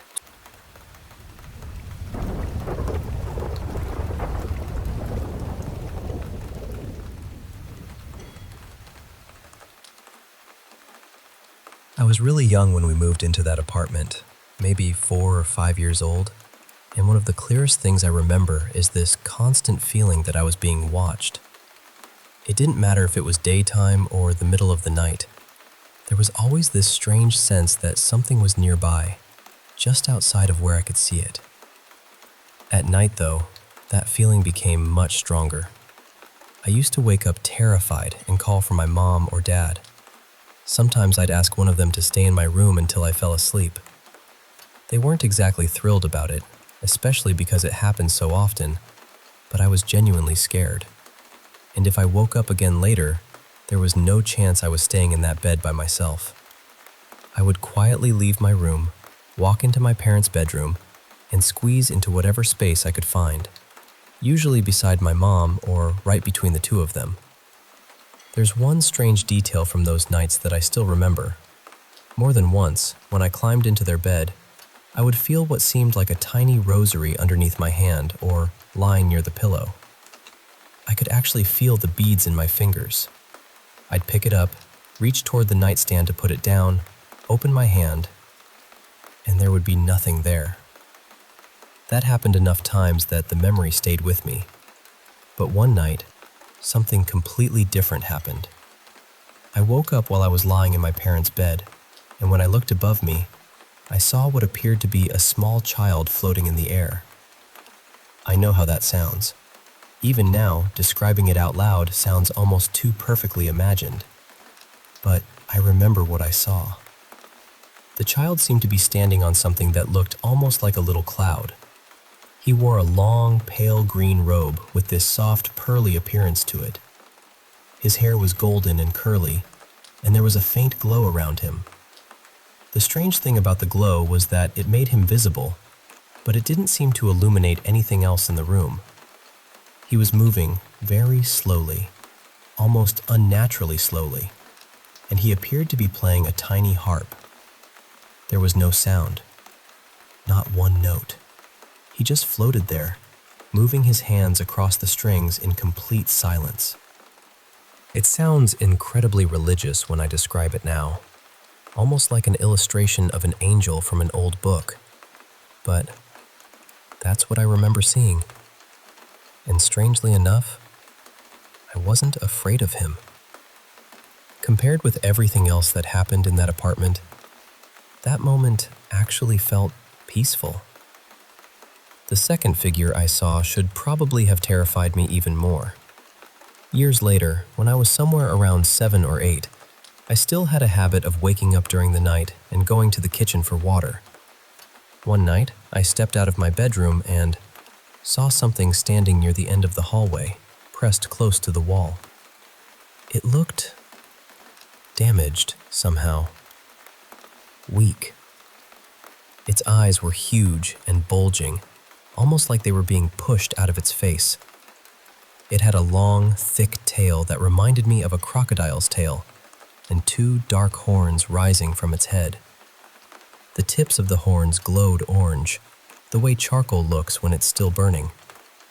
Its entire body seemed to have the texture of molten rock, dark in some places, glowing underneath in others, almost as if lava was slowly running from its head all the way down to the floor. In one hand, it held something that looked like a large trident. The points faced upward, and it kept lightly tapping the bottom of it against the floor. Slowly. Again and again. I just stood there, staring at it. And then, for some reason that makes absolutely no sense to me now, I walked closer and waved my hand in front of its face. I have no idea why. Maybe I was trying to understand whether it was real. Maybe I was still half asleep. Whatever the reason, it didn't react. It just stood there looking exhausted, almost frozen. Then something in my brain finally clicked. I suddenly understood what I was standing in front of, and I completely panicked. I ran straight into my parents' room, jumped into my mom's bed, grabbed the blanket, and pulled it around myself. When I looked back toward the hallway, it was gone. I know how both of those experiences sound. One looks like the stereotypical image of an angel. The other looks like the stereotypical image of a demon. If someone told me those stories, I might wonder whether they were memories created by a child's imagination. But I'm well into adulthood now, and those images are still incredibly clear in my mind. That is simply what I remember seeing, and somehow, neither of those encounters became the one that frightened me the most. That happened years later. I was probably 15 or 16, home alone one evening studying at a table. It was around 9 at night, and the apartment was quiet. While I was writing, I noticed something beginning to form in front of me. It looked like a tall figure dressed completely in black. The best way I can describe it is something between the Grim Reaper and one of those hooded figures from an old fantasy movie. Its head was covered, its face hidden, and its entire body looked like one solid shadow. I looked directly at it. It disappeared. So I went back to writing. A few moments later, it appeared again. I looked up. Gone. I tried to ignore it. Then it appeared somewhere else. Every time I focused on it, it vanished. Every time I returned my attention to my work, it seemed to come back. Then, it appeared right beside me. That was when I stopped trying to convince myself that nothing was happening. I turned toward it and, once again, it disappeared. A moment later, I looked toward the kitchen and saw a dark shape shoot across the doorway incredibly fast. That was enough. I got out of that apartment immediately. I didn't grab shoes. I didn't grab a shirt. I happened to be wearing a pair of swim shorts, and that was apparently good enough for me because I ran downstairs exactly like that and went straight to the security gate. The caretaker saw me standing there late at night, barefoot and half-dressed, and started laughing. He asked me what had happened.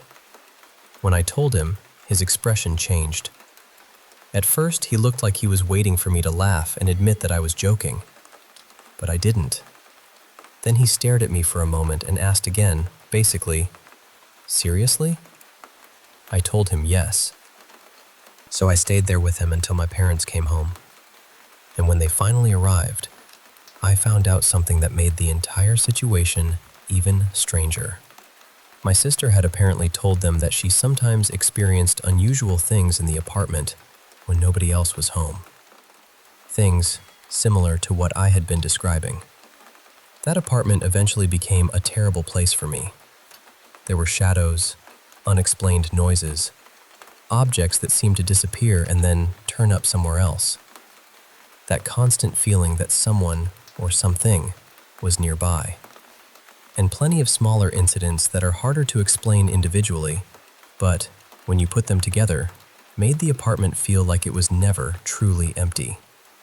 I understand that hearing this now, it sounds like a paranormal story someone might tell for entertainment. And maybe that's how most people will hear it. But when you're the person standing alone in a dark apartment, watching something appear where nothing should be, it doesn't feel like a story. It feels real.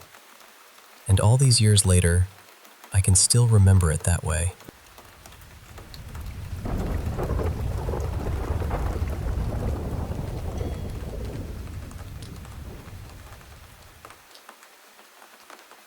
I want to tell you about a woman I'll call Annika. When she came in, she was carrying a kind of grief that didn't really have a language yet.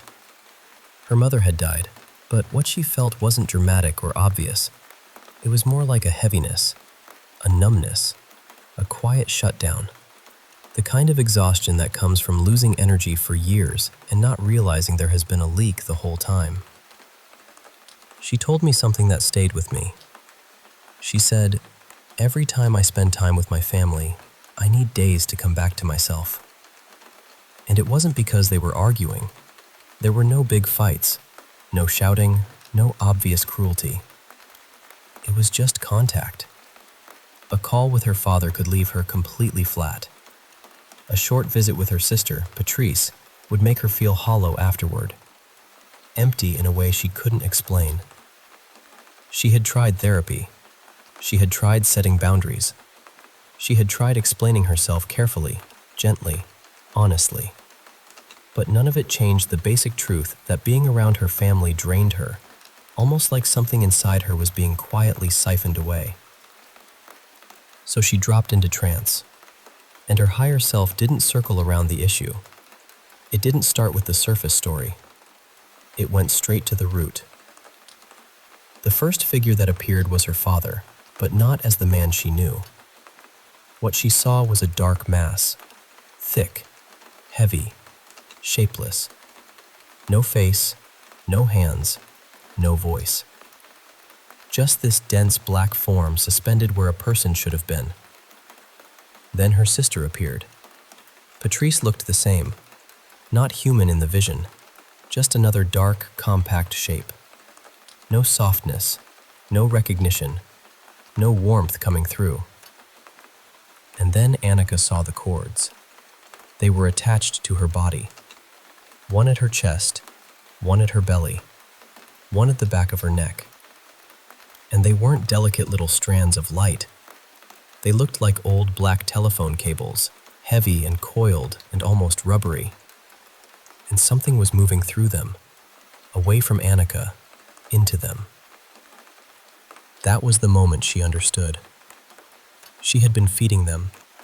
Her clarity, her strength, her life force, her tenderness. All of it had been moving through these cords for years, maybe most of her life, going toward people who didn't even know they were taking it. So I called in the angels of light. There was no performance to it, No big ceremony, just a quiet request. And they came. They stood around her and began pouring this clear, crystalline light directly into the cords. It wasn't hot. It didn't burn. It didn't attack anything. It was simply pure clarity moving through something that had become dark and heavy. And the cords began to dissolve from the inside. They didn't snap. They didn't get cut. They didn't break violently. They softened. The black turned gray, then pale, then translucent, then gone. It was like watching ice keep its shape for a moment while water moves through it, until the shape finally remembers it was never solid. And Annika started crying, not because she was in pain, because something was returning. She said she could feel energy coming back into her body, warmth, breath, life. Pieces of herself she had forgotten were even missing. Then something happened that I didn't expect. Still in trance, she spoke 2 sentences, very quietly. To the dark shape of her sister, she said, "I love you." And to the dark shape of her father, she said, "I forgive you." When she said, "I love you," the whole room changed. I don't know how else to describe it. The air softened. The space felt different, as though something that had been holding its breath for decades finally exhaled. And when she said, "I forgive you," her shoulders dropped. Not a little. It was the kind of release you can see. 30 years of weight simply fell away from her body. And what became so clear in that moment was this: the forgiveness wasn't really for them. It was for her. It was the doorway she needed. It was the moment she stopped identifying with the cord. The moment she stopped believing that love meant feeding everyone from her own body. Then her higher self showed what remained. The wounds weren't erased. That's important. They didn't disappear as if nothing had ever happened. They changed. They became invisible scars. Still part of her story, but no longer open, no longer bleeding. And through the scar tissue, there was yellow and white light woven in, almost like the body had learned how to hold wisdom where pain used to live. After the session, I sat quietly for a while. Those 2 sentences kept moving through me. I love you. I forgive you. Such simple words. Such a hard door to walk through. Annika had been giving away her life force because some part of her believed that was the price of love. And her higher self didn't give her a lecture. It didn't hand her a philosophy. It showed her exactly what was happening. And then it showed her how to stop. So I'll leave you with this. Some heaviness is not yours. Some exhaustion is not ordinary tiredness. Sometimes the body has been carrying cords for so long that it mistakes the drain for devotion. And if you have ever felt this around family, that strange heaviness you can't explain, I want you to gently ask yourself, where does it live in your body? For Annika, it lived behind her eyes and in her chest. Where did yours settle?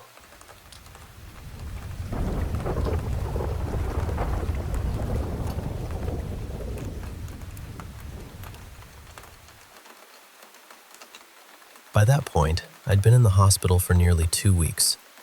I was on a medicine floor in a big teaching hospital, the kind of place with hundreds of beds and hallways that seem to hum even when everyone's asleep. For most of my stay, I'd been on a neurocritical care unit, waiting on spinal surgery that, thankfully, ended up not needing to happen.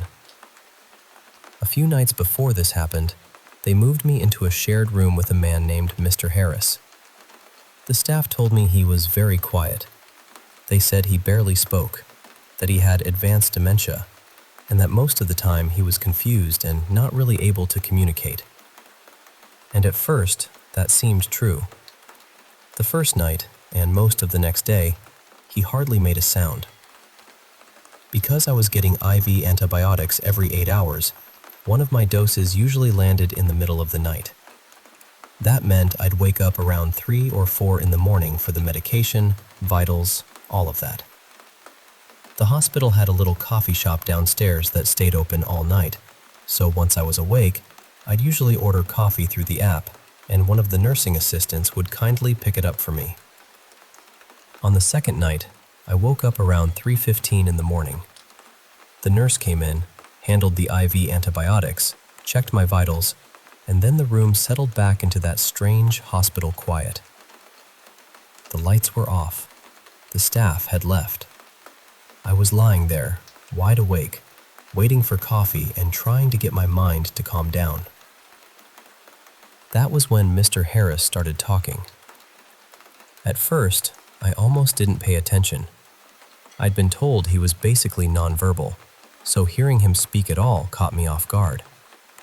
Some of what he said came out jumbled, like the words had gotten tangled on the way out. But then, every so often, he would say a full sentence that made perfect sense. I didn't want to eavesdrop. I had enough going on in my own head, and I'm not the type to listen to someone else's private moments for entertainment. So I tuned him out as best I could. Then he said something clearly, and a woman answered him. Just once. Her voice sounded far away, a little thin and echoey, almost like someone speaking through a phone on low volume. My first thought was that he must have somehow called someone, maybe pocket-dialed a family member, or maybe had a moment of clarity and reached out to somebody he loved. I know I heard her actual words, but I didn't attach any importance to them at the time, so they didn't stick in my memory. What stayed with me was the feeling of her voice. She sounded sad. Not frightened exactly, more like tired and sorrowful, with just the faintest edge of irritation, the way someone might sound if they had been answering the same question for a long, long time. Mr. Harris didn't answer her back. A little while later, he started talking again, and this time his sentences seemed clearer than before. He sounded like he was having conversations with people who weren't in the room. Or maybe they were there, and I just couldn't see them. I don't know. He kept that up through much of the day, talking on and off until he finally fell asleep that night. When the staff came back in, I asked a few of them whether he had a cell phone. I told them I thought he had called someone during the night. They all said no. No phone, no device. And they said even if he had one, he wouldn't have been lucid enough to use it. I know hospitals make strange sounds at night. I know voices carry. I know call buttons and intercoms can create weird little moments. But this wasn't the nurse call system. We had those little call wands in the room, and they had a very specific sound. A chime first, then a voice that came through with that scratchy, walkie-talkie kind of static. This woman's voice wasn't that. It was softer, more distant, more human. I know this isn't the most dramatic story in the world. Nothing flew across the room. No shadow stood at the foot of the bed. But someone answered him in the dark, and I still can't explain who it was. I'll be impatient for a while longer, so I keep wondering about it. Maybe it was some strange hospital sound that my half-awake brain turned into a voice.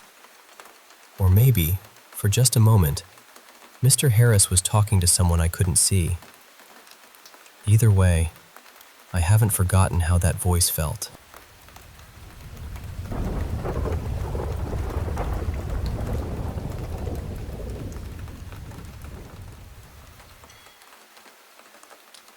I grew up in India, and when I was in 11th grade, I went through a period I still find difficult to explain.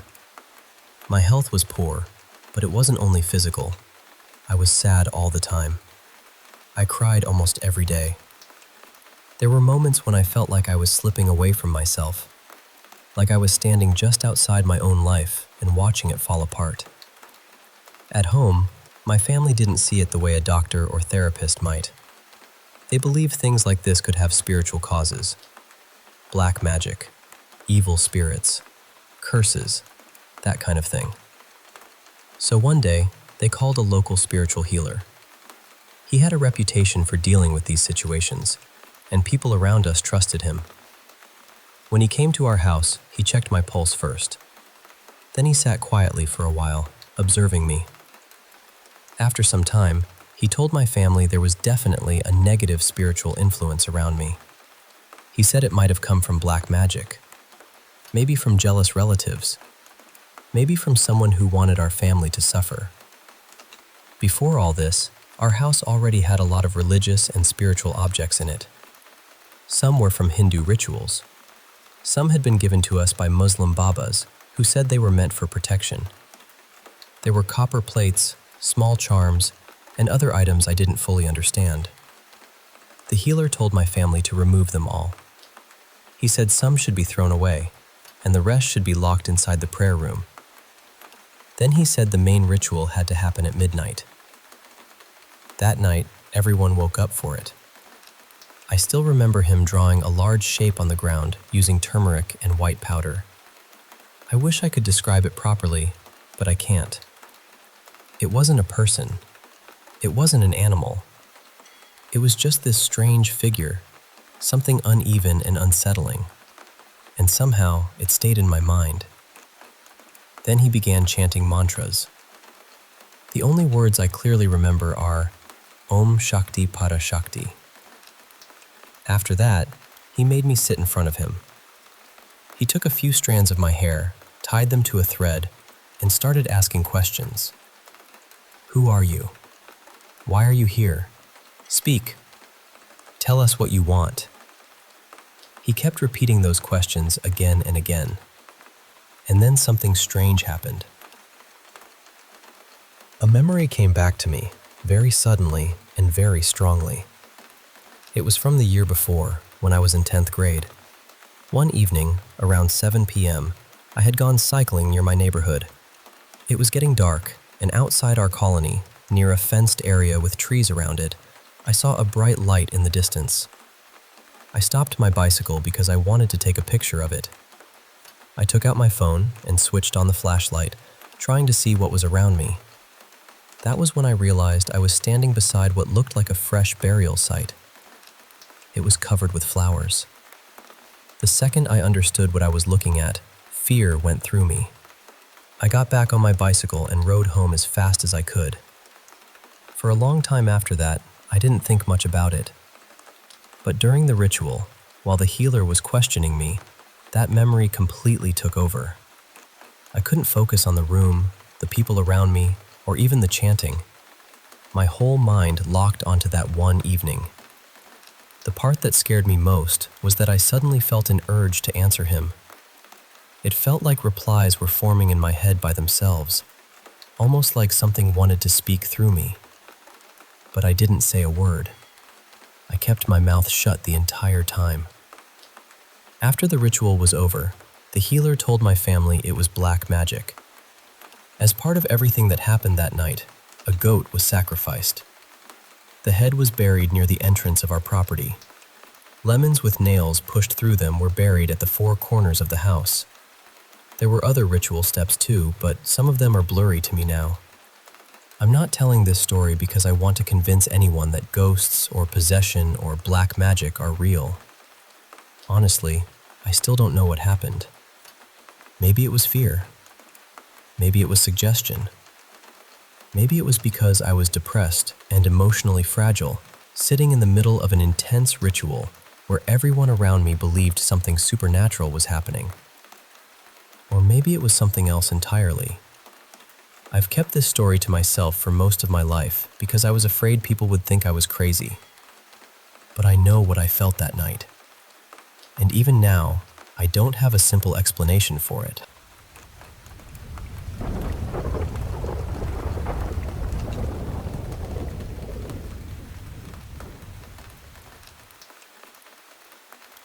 Okay, so this happened in Ohio, and I know it sounds strange, but it's one of those stories that stayed with the person for decades. A friend of mine told me this happened to a teacher she knew, back when the teacher was 17. She's in her 40s now, and even after all these years, she still remembers it clearly. At the time, she was working at a bookstore inside a small local mall. It was late October, close to Halloween, but not cold at all. It was one of those oddly warm fall nights where everyone's still dressed like it's September, except the decorations are already telling you it's spooky season. That evening, a man walked into the store. She said he was tall and thin, probably in his early 20s. He was dressed completely in black. Black shirt, black pants, black boots, and this long black coat that seemed way too heavy for the weather. His hair was dark and a little long, falling forward near his eyes. He came up to the counter and started making polite small talk. Nothing creepy at first, just, "Hi, how's your night going?" kind of thing. Now, she was the kind of person who blushed easily, so the second he started talking to her, she got flustered. She said hello back, laughed a little, and immediately felt her face go red. Then he asked if they had any books about vampires. She told him, "Yeah, we do. They're back in the New Age section." But he didn't move. He just stood there, looking at her, not in an angry way, but in a way that made her feel like he expected her to take him there. So she came out from behind the counter and walked him over to the shelves. When they got there, he looked at the books, then looked back at her and asked, "What do you know about vampires?" She said the air suddenly felt heavier. Not colder exactly, just heavier. So, trying to keep things light, she joked, "Honestly, most of what I know comes from Halloween specials on TV." He smiled at that. Not a big smile, just enough. Then he picked up a book about Dracula, and she said something like, "Well, technically Dracula is based on Vlad, and he wasn't really a vampire. He was a ruler, and depending on who you ask, he was either a monster or a protector." The man looked at her for a moment and said, "What else do you know?" She laughed awkwardly and didn't answer right away. Then he said, very calmly, "The more you know, the safer you are." That's when she noticed the tattoo near the base of his neck. It said, "Do not be afraid." And the strange thing was, she noticed it right as he said that, almost like he knew exactly where her eyes had gone. She looked back up at him, and their eyes met. She said this is the part she hates trying to explain, because it sounds ridiculous, but she felt like she slipped out of herself for a moment, like she was awake but not fully there. She couldn't tell how much time passed. Seconds, minutes, she had no idea. The next thing she heard was her manager calling her name from across the store. That snapped her out of it. She said she actually shook her head a little, like she was trying to wake herself up.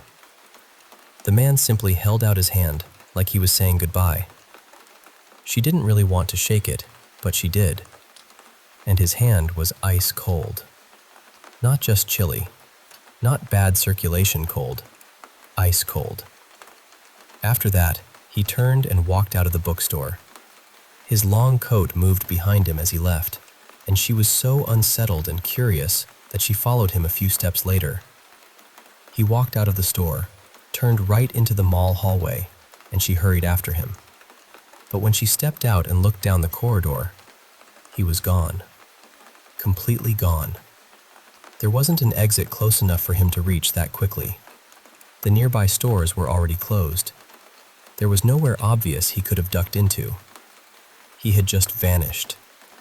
She finished closing the store after that, but she said walking to her car that night was awful. She felt watched the entire time. Not followed exactly, but watched. That feeling where every shadow seems to have an opinion.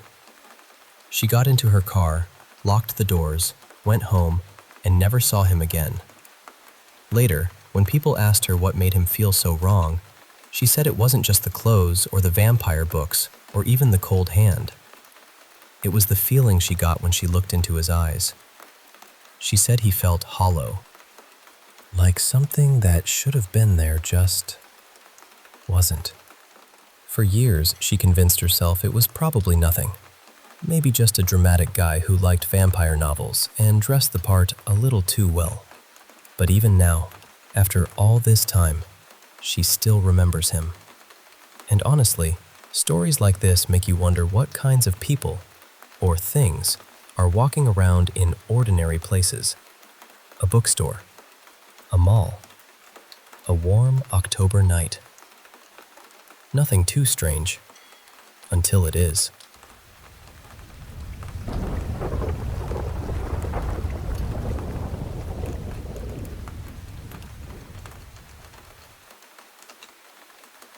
Hey everyone, there's something I've carried with me for a long time, and honestly, I still don't fully know what to make of it. I'm 19 now, but when I was 16, my dad passed away suddenly in a car accident. It was completely unexpected. Nobody saw it coming. But the part that still stays with me is what happened right before he died. For a bit of background, my relationship with my dad was never easy. Actually, it was really painful for most of my life. He could be emotionally cruel and sometimes physically abusive too, especially when I was younger. He didn't say, "I love you," very often, and when he spoke to me, it was usually harsh or critical. I grew up feeling like I was the one he had the hardest time loving. And the last moments I had with him weren't good. We didn't leave things on peaceful terms, and that's something I still regret. Right before he left the place he was staying, before the accident happened, he sent my mom several long messages. I didn't find out about them until a few days after he died. And I want to be clear, my dad wasn't suicidal. He had no reason to think he was about to die. That's what made the messages feel so strange. In those texts, he told my mom to tell me how much he loved me. He said he was sorry. He said he was proud of me. He said he believed in me, accepted me for who I was, and loved the person I was becoming. He said I had grown into someone strong and good. And the thing that shook me most was that he was talking specifically about me. Not my siblings, not the family in general. Me. He had always had a much better relationship with my siblings, while I was the one who felt singled out. So reading those words after his death felt unreal. It was like hearing a version of him I had waited my whole life to meet, but only after he was gone. That changed me. It made me question a lot about life, about timing, about whether people somehow know things before they happen. Then, a few years later, something else happened. I was at my aunt's place late at night. She lived in a small trailer, and I was there by myself for a while. After my dad died, my aunt had taken his personal bar setup, along with all the decorations he kept around it, and recreated it in her living room almost exactly the way he had it. That little bar area had always been his favorite place. That night, I got up to use the bathroom and grab something from the kitchen table. The whole room was dark. Then, I heard my name. It was whispered sharply, almost aggressively, in a man's voice. It sounded like it came from the direction of the bar. It felt so real that I answered out loud. I said, "Yeah?" because I honestly thought it might have been my aunt's boyfriend. But nobody answered. I checked their bedroom, and no one was home. I was completely alone. When my aunt came back a few hours later, I told her what happened. She started crying. She said she believed my dad was trying to communicate with me. Then she told me that ever since they brought his bar and belongings into the trailer, they had been hearing strange noises too. Those are the only experiences I've had that feel directly connected to my dad, but they've stayed with me deeply. I still don't know what to believe. Sometimes it comforts me, and sometimes it scares me. It's even made me question parts of my religion and what I thought I understood about death. This is a really sensitive topic for me, so thank you for listening.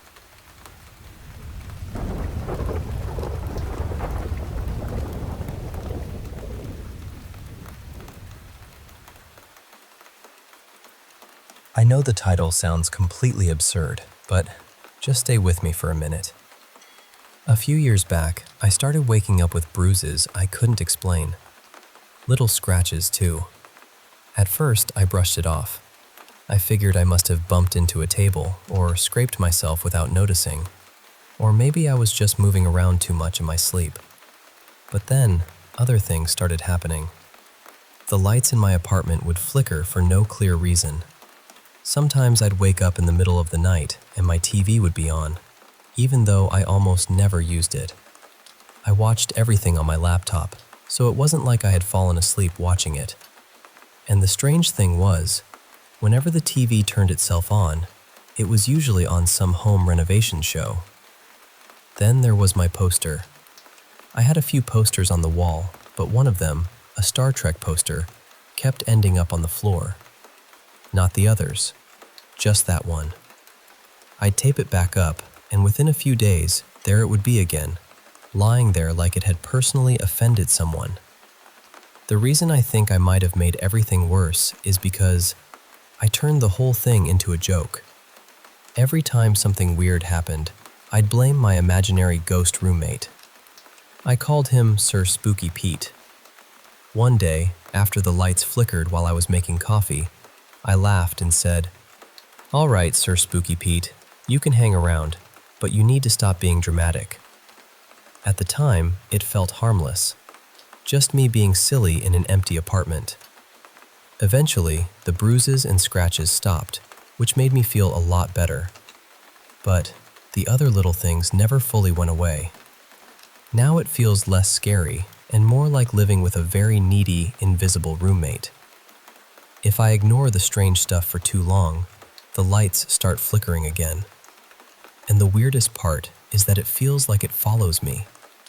If I leave the kitchen and go into the bedroom light starts acting up instead. The only thing that seems to make it stop is saying something to him directly. I've never really had a proper conversation with him. I've only ever talked at him. Except for one time. After my Star Trek poster got knocked down yet again, I got annoyed and said, "What, you don't like Star Trek?" The lights flickered immediately. I took that as a yes, so I took the poster down for good, and after that, it never happened again. The strangest part is that I recently told a friend about all of this. They're really into paranormal stuff, and after listening to the whole story, they told me that Sir Spooky Pete sounded less like a harmless joke and more like something aggressive. They said I might have made a mistake by naming him and basically giving him permission to stay. According to them, acknowledging something like that can feed it.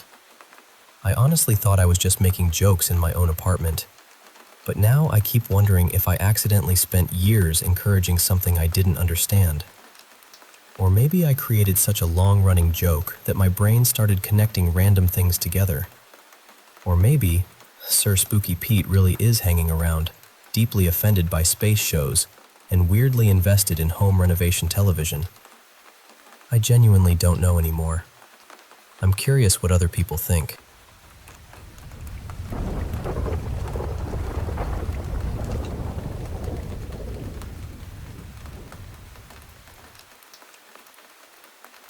I've gone back and forth on whether I'm being dramatic or whether there really is something wrong with the house I grew up in.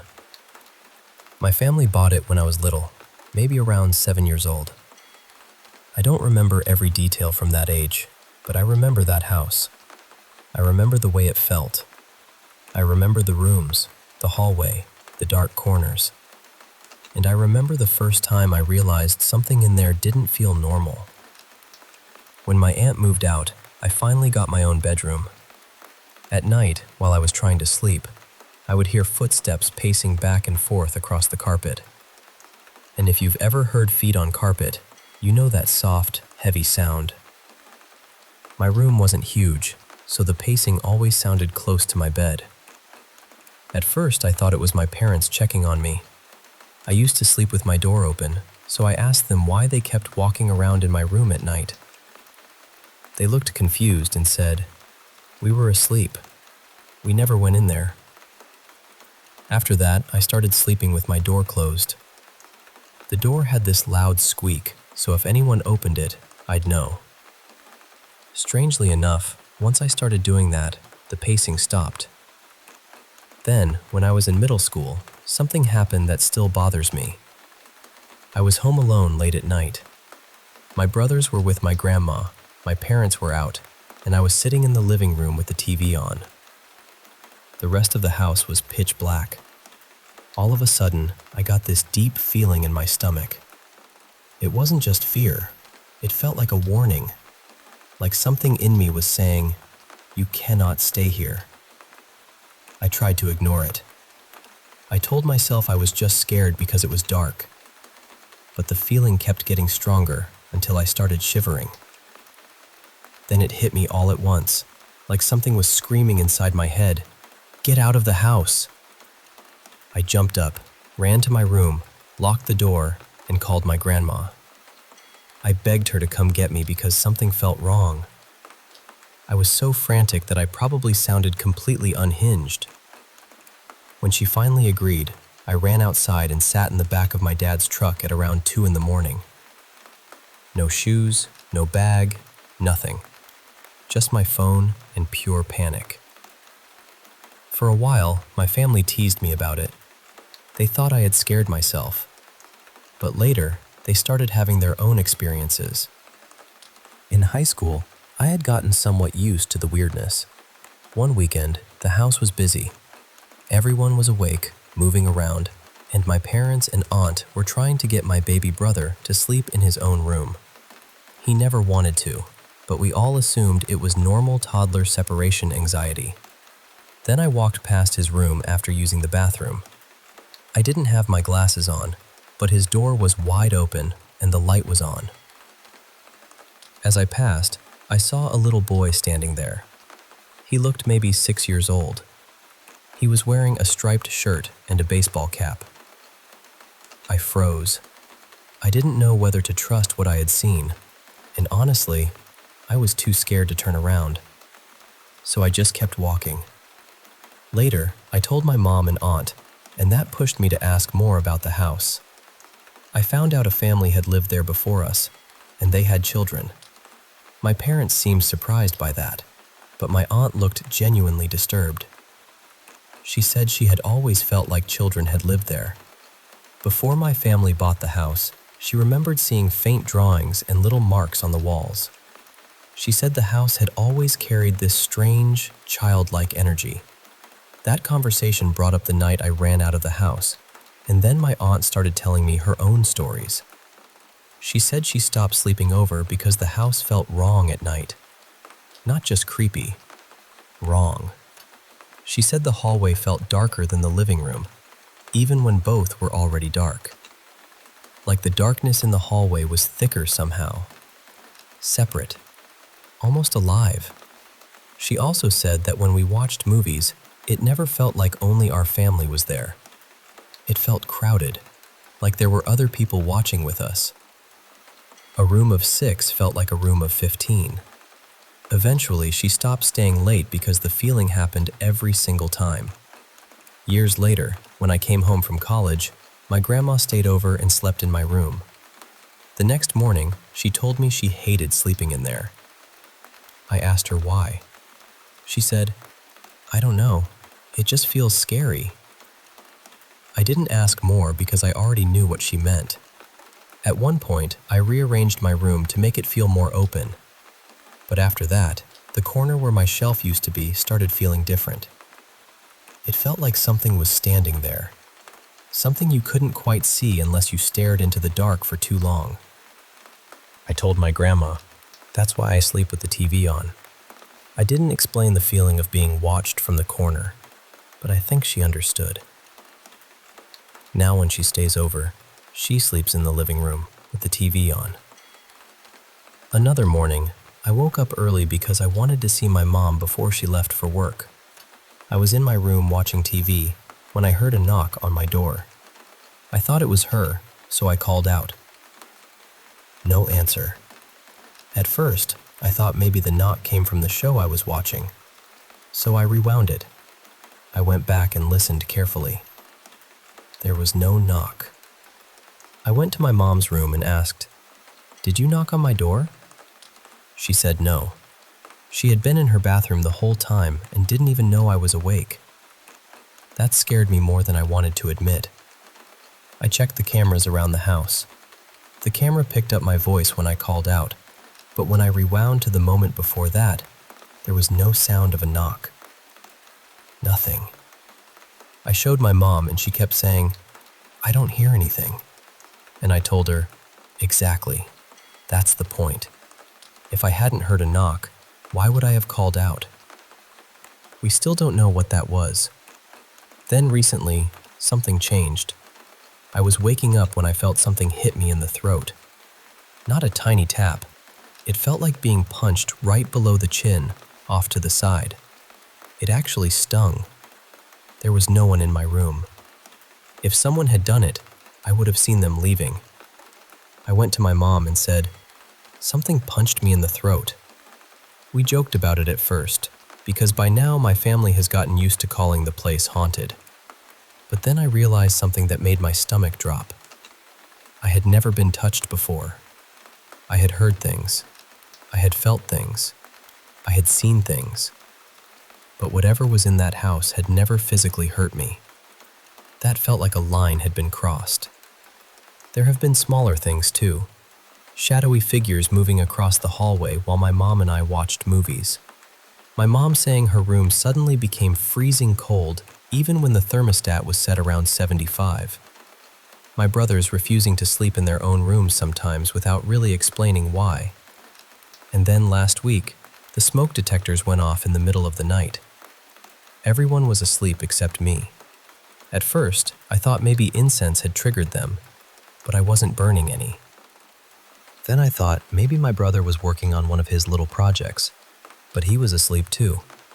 I checked the stove, and all the gas knobs were off.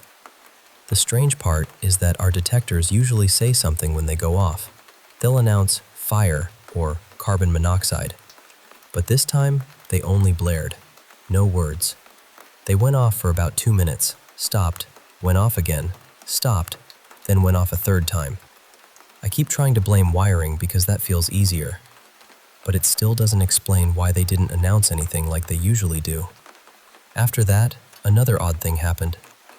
Earlier that night, around 8, I used Find My iPhone to locate my watch. I found it, and everything was normal. Then, at around 2 or 3 in the morning, my phone suddenly started making the Find My iPhone sound. It woke me up, and I was annoyed at first because my mom sometimes pings my phone if she needs me urgently. But when I went to her room, she said she hadn't done it. She had been asleep.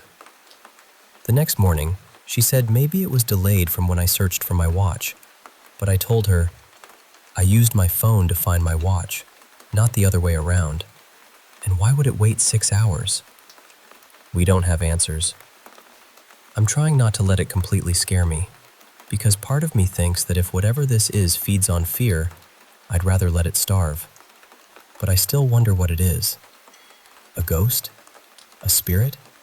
Something attached to the house? Or just years of strange coincidences and my own mind turning shadows into stories? I honestly don't know. All I know is that too much has happened in that house for me to brush it off anymore.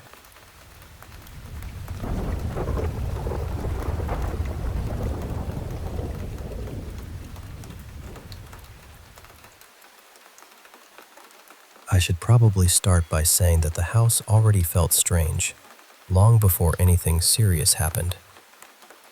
My boyfriend Caden was living in this old place from the early 1900s with 2 of his friends. I lived about 10 minutes away, but when we first started dating, I was over there constantly. We used to joke that someone was secretly living in the attic because the atmosphere in that house was just off. Not scary at first exactly, just wrong in a way you could feel before you could explain it. Little things would happen. His keys would be in the front door at night, and then later, they'd somehow be across the hallway.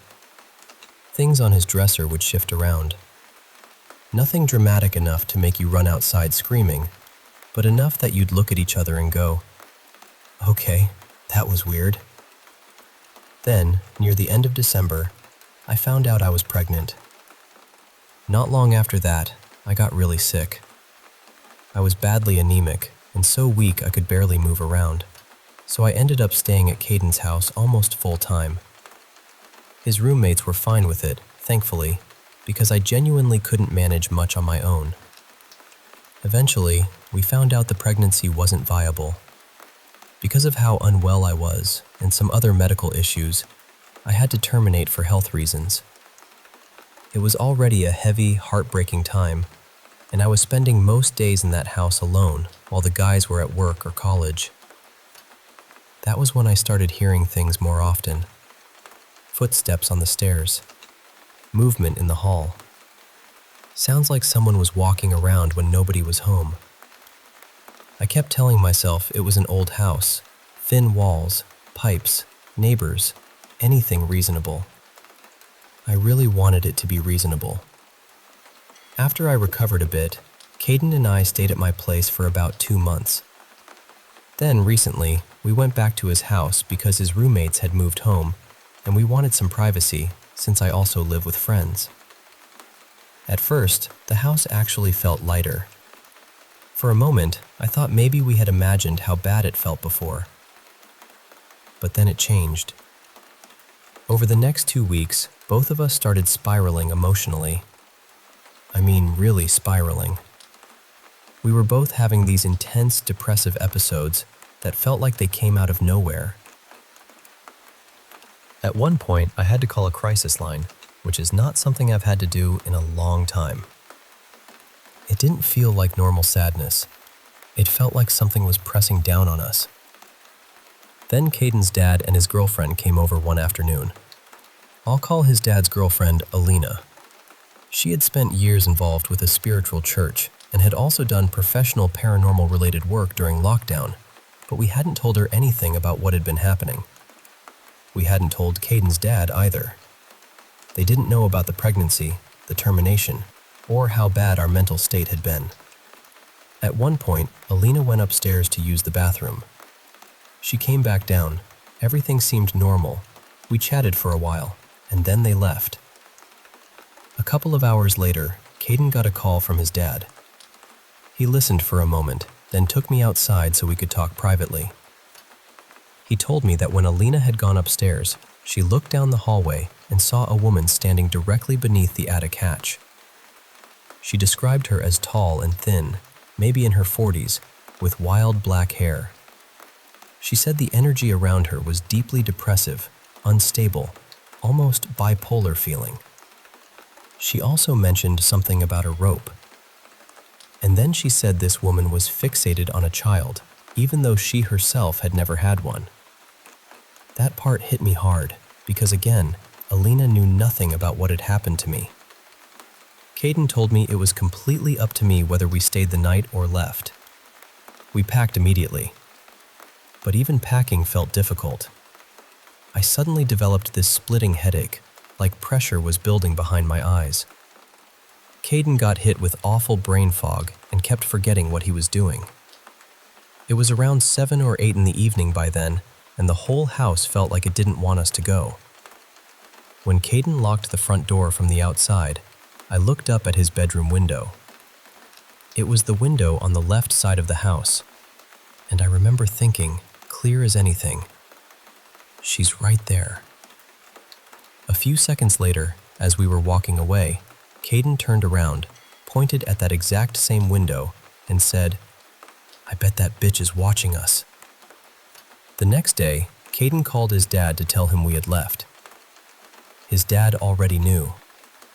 Apparently, when he and Alina were getting home around 7:30 the night before, Alina had turned to him and said, "They're leaving now. She doesn't want them to go." Caden doesn't really believe in ghosts. Not in the traditional sense anyway. He believes in energy, time slips, strange things we don't fully understand. But even he wanted nothing to do with that house after this. Alina wasn't completely sure whether this thing was a demon, a poltergeist, or something else entirely. But she was very firm about one thing. She said it had never been alive. It had never been a person. And it had never died. I don't know whether its obsession with a baby had anything to do with me or the pregnancy. I don't know if it attached itself to us because we were vulnerable, or if we were just stuck in its space for too long. But what I do know is that something in that house felt like it had been feeding off us for months.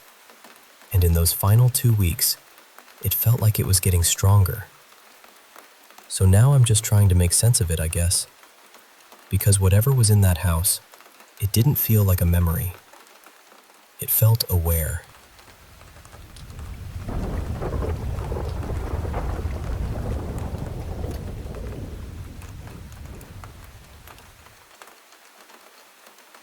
Hey, I want to share with you this memory from when I was about 7 years old. It's something I still think about, even now, and I've never really found a good explanation for it.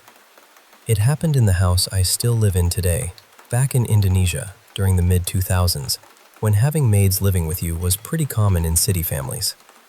My family had 2 maids at the time. One had been with us for over a decade, really part of the family, but finding a second one who'd stay long was always tough. Honestly, I could name a dozen maids who'd come and go during my childhood, and some I was really close to. They'd even visit just to catch up sometimes. So, picture me, a little kid, kind of quirky and artistic. I loved pretending I was a big-time singer, like Celine Dion or something. Afternoon after afternoon, I put on these make-believe concerts in our front yard. The yard wasn't huge, just enough space to park a car, but it was my stage. The house itself was lively. The front door and garage were wide open, lights blazing inside. My mom and one of the maids chatting and cooking loudly, the TV humming in the background. It was cozy and full of life. One day, it was late afternoon, the sun starting to dip, and I was spinning and singing my heart out, completely lost in my little world. The sky darkened as Maghrib prayers began to echo softly from the nearby mosque. That beautiful call to prayer you hear in Muslim countries around 6:30 p.m. I kept singing, eyes lifted to the sky as if the stars themselves were stage lights. Then, as I twirled, I caught sight of a tiny, shadowy space between the wall and a parked car in the garage. It was so narrow and dark, I almost didn't notice it. But there she was, a figure of a woman, slender, with her hair pulled back in a ponytail. It looked like one of my old maids, someone I was close to. She was leaning against the wall, not looking at me but staring blankly ahead, her gaze fixed somewhere beyond the car. Then, slowly, she turned her head and looked straight at me. And here's the part that still sends chills down my spine. Her eyes glowed a faint, eerie red. I know it sounds like something out of a horror movie, and honestly, I always thought those cheesy red eyes tropes were ridiculous, but this was different. Her eyes shone just enough to cut through the darkness, giving off this unsettling glow that made the space around her feel alive with something not right. I wasn't wearing my glasses that day, and my eyesight was already pretty bad, so at first I doubted myself. Maybe it wasn't that maid. Maybe it was one of the current ones. They looked similar, slim with ponytails. But her face was shadowed, and her silence was unnerving. I called out softly, "Buck, what are you doing?" hoping she'd answer, but she just stared, eyes locked on me without a word. The silence stretched for what felt like forever, maybe 30 seconds, but to a little kid frozen in place, it was terrifying. I didn't hesitate after that. I ran as fast as I could to the safety of the house, heart pounding, breath ragged. As soon as I burst inside, my mom and the maid in the kitchen looked up, surprised. "Why are you running like that?" they asked. I blurted out, "Buck, were you in the garage just now?" The maid looked puzzled. "No, I've been cooking with your mom all this time." I asked about the other maid. "Where is she? Was she outside?" "No, she's upstairs, taking out the laundry," came the answer. I didn't wait for more. I sprinted upstairs, almost tripping in my rush, and there she was, the other maid, calmly handling the laundry. She looked at me with a mix of curiosity and concern, but I couldn't explain what I'd just seen. I just ran to my siblings, shaken and scared, and spent the rest of the night wide-eyed, unable to shake the feeling that something was deeply wrong. Since then, nothing like that has ever happened in this house. No strange noises, no eerie feelings, except maybe one other thing, but that's a story for another time. I don't think our home is haunted. It feels pretty normal and safe most days. But whatever that was, I still remember it clearly, as vivid now as it was then. And honestly, I don't know what it was. Maybe a ghost? Maybe something else entirely? All I know is that night, in that shadowy garage corner, something looked back at me with glowing red eyes, and I'll never forget it.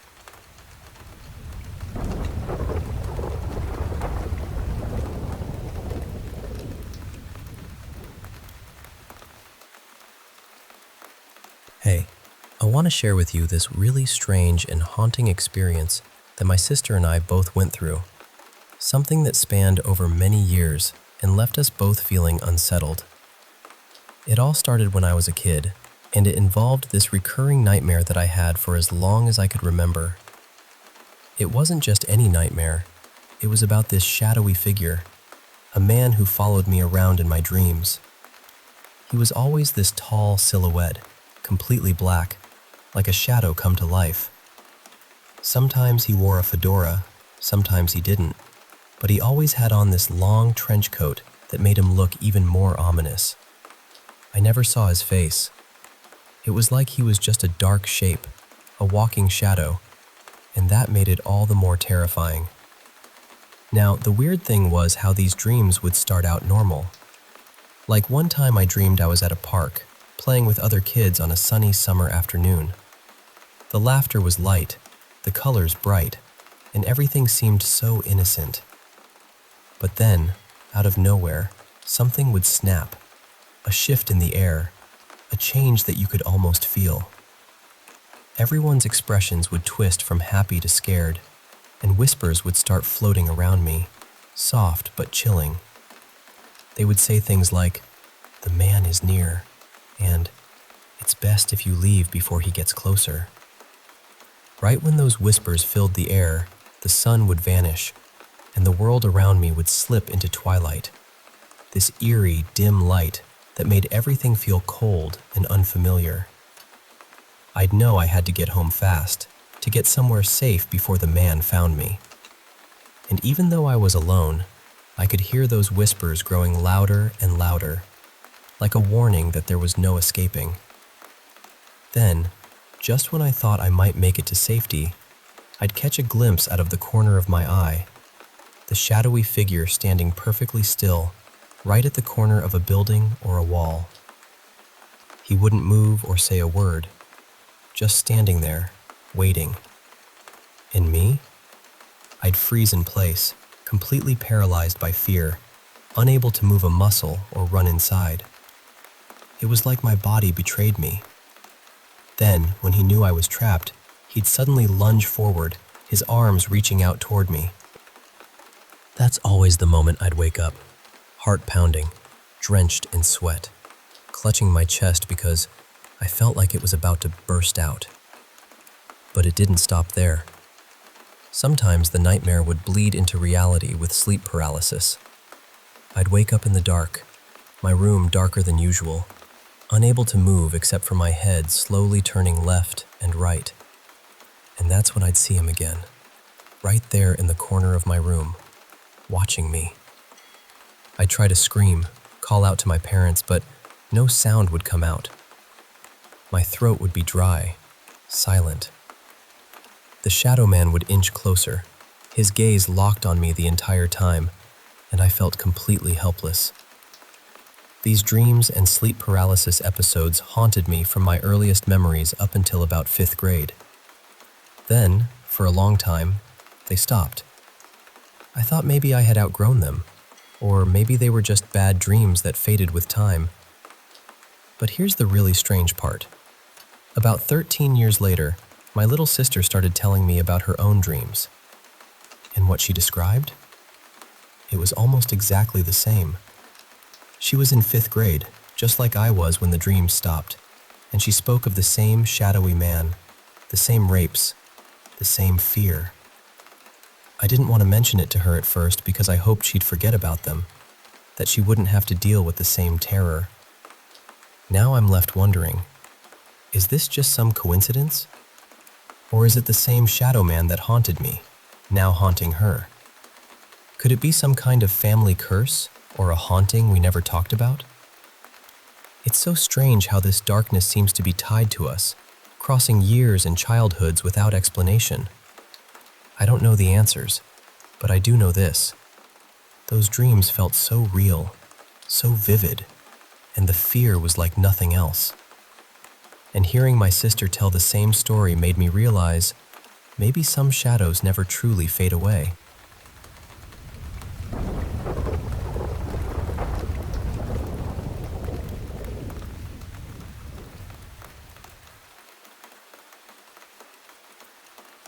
Hey, I'm going to tell you about something that happened to me and my friends back in September 2020. It's a story that still gives me chills when I think about it, and I want you to feel like you're right there with us, hearing the echoes and sensing the unease as we did. So, buckle up, and let me take you back to a small town called Goulburn, which is about an hour's drive from where we live in the ACT. So, my friends Emma, Katie, and I were just out exploring. We spotted this old, boarded-up building that looked abandoned. It was this sort of run-down orphanage, and honestly, it had this magnetic pull on us, like it was daring us to come closer. We drove past it a couple of times, just eyeballing it, wondering what secrets it held. Eventually, we stopped the car and started walking toward it. As we walked through the rusty gates, I felt this creeping sense of dread wash over me. It was like a cold whisper brushing against my skin, warning me something bad was about to happen. But did I listen? No, of course not. Typical, right? I pushed the feeling away, telling myself it was just my imagination. But deep down, I knew better. We had to climb over this old bathtub that had been tossed outside from what seemed like the second floor. It was cracked and grimy, a silent testament to the building's decay. Then we stepped into the orphanage, and the air changed. It was thick with dust, dampness, and something else, something heavy and restless. We tiptoed down a ruined hallway, trying to be as quiet as possible.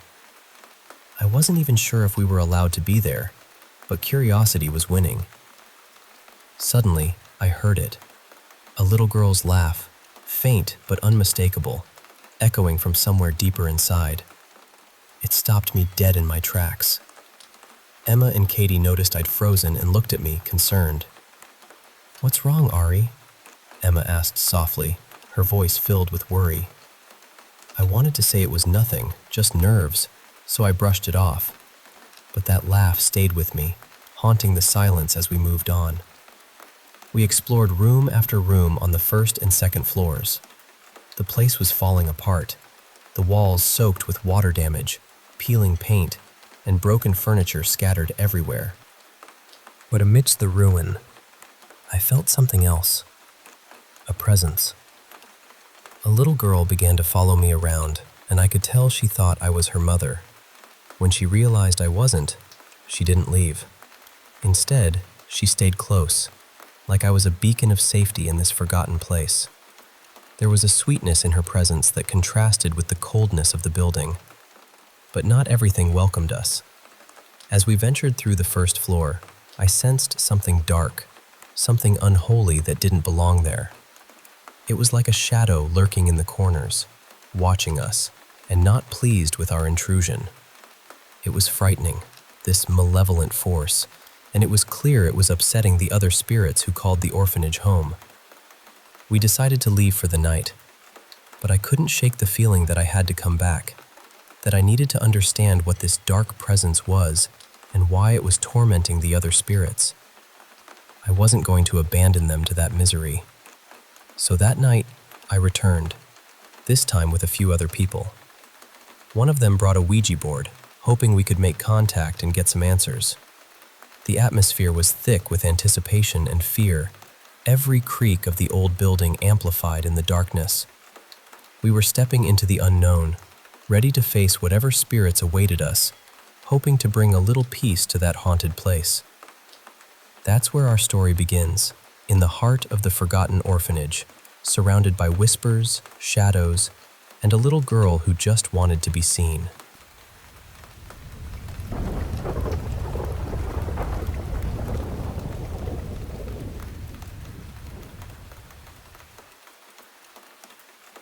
Hey, I want to share a story with you.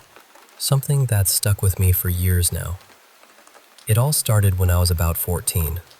I remember going over to my best friend's house. Let's call her Ellie. We were both really into scary movies, so when a paranormal movie finally came out on DVD, she was so excited to watch it. I didn't even check the cover before she popped it in. It was The Haunting. Yeah, that one everyone said was the scariest movie out at the time. Honestly, I was already feeling a little uneasy. So, there we were, sitting in her dimly lit living room, shadows dancing on the walls from the flickering TV screen. The movie started, and right away, my heart was racing. Then, partway through, we suddenly paused it because I was almost sure I heard footsteps upstairs. My first thought was Ellie's brother was just moving around, but then I remembered she'd said no one else was home. I tried to brush it off, but my stomach was in knots. Halfway through the movie, I glanced at Ellie and said, "Your brother's really noisy, huh?" She looked back at me, her eyes wide and scared, and whispered, "We're the only ones here." That's when the tension hit us both. We paused the movie again, and despite the fear bubbling inside me, we decided to check it out. I know. Like every horror movie cliche where investigating leads to trouble. But I was 14, and curiosity got the better of me. We crept up the old wooden stairs, each step creaking under our weight. The house was eerily quiet, except for some scurrying sounds coming from her dad's study. It sounded like something was running around in there. Ellie was too scared to open the door, so I took a deep breath and pushed it open. Right then, out of the corner of my eye, I saw this dark shadow dart past the doorway, like one of those terrifying figures in paranormal movies. My heart was pounding so hard I thought it might burst. I bolted down the stairs and out the front door without even looking back. That night, for the first time ever, I felt what I can only describe as a dark presence. A demon, if you will. There was this heavy, suffocating feeling that if I stayed in that house any longer, something bad would happen to me. I grabbed my phone and messaged my mom, asking her to come get me. She didn't even question it. She just came straight away and took me home. When I finally got to bed that night, my mind was racing, and I couldn't shake what had happened. Then, as I lay there, I looked over at my bedroom door, and this wave of peace washed over me. I felt so happy, so safe. In that moment, I saw my little brother quietly sleeping, and then my grandpa appeared. He was glowing with the most beautiful white wings, like an angel from a painting, surrounded by this soft, white light. It hit me right then and there that my grandpa had become my guardian angel in heaven. I also felt the demon's presence still lingering, but my grandpa was standing guard, like a protective shield wrapped around my room. All my fears and worries melted away, and I slept better than I had in ages. The next morning, I woke up expecting that comforting feeling to be gone, but I still felt it. When I started to get scared again, worried that the dark presence might come back, I felt my grandpa wrap his wings around me like a warm hug, reminding me I wasn't alone. This all happened back in 2014, and here I am now. It's 2021, May 12th, 1:12 a.m., and sometimes I still feel him, especially when I've accidentally stirred up some bad spirits or demons, which, honestly, happens more than it should, though not by choice. If you want, I can tell you more stories. There's plenty where this came from. Thanks for listening. I hope wherever you are, at whatever time of day or night, you're feeling loved and safe. Sending you all the respect and positive vibes you deserve.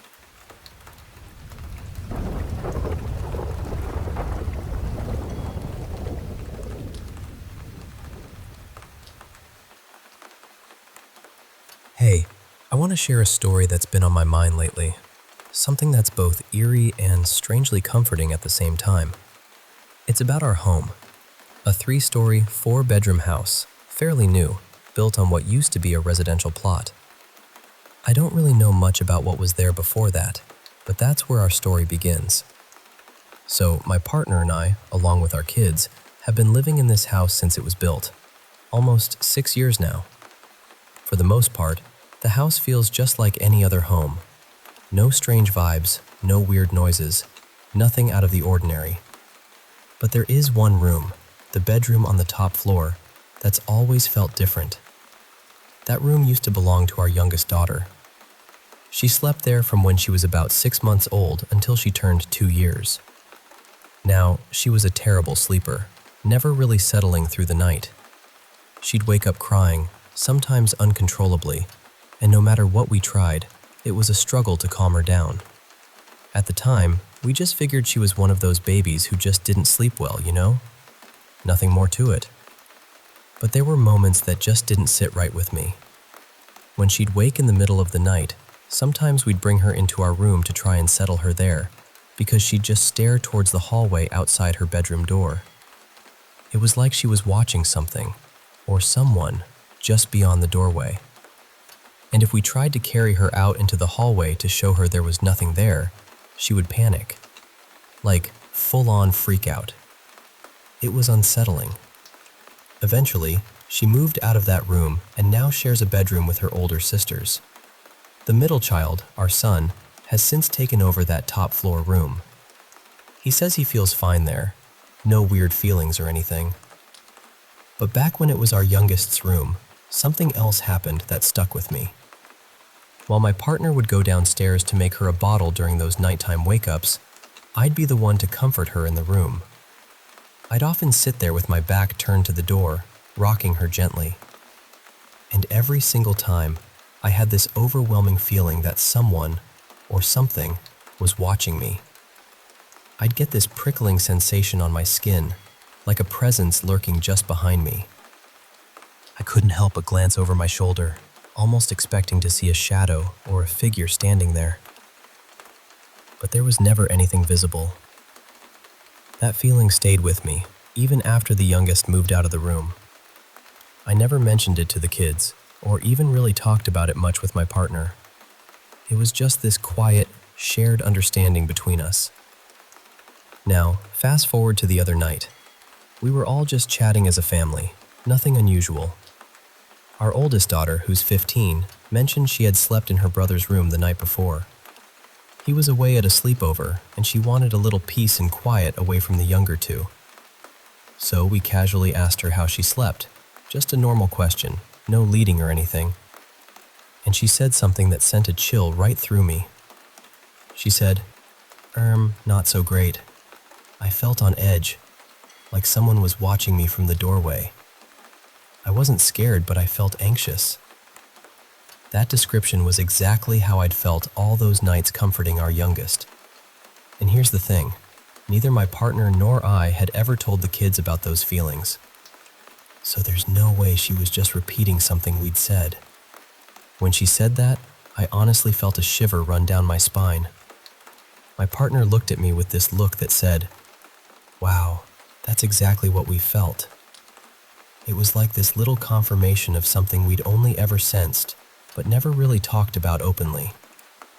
I just wanted to share this story, see if anyone out there has experienced anything similar. A friend suggested we get some selenite crystals to place around the room, supposedly good for cleansing energy and creating a peaceful vibe. I'm curious if anyone else has ideas or suggestions on how to handle this kind of thing. Because honestly, it's not scary exactly.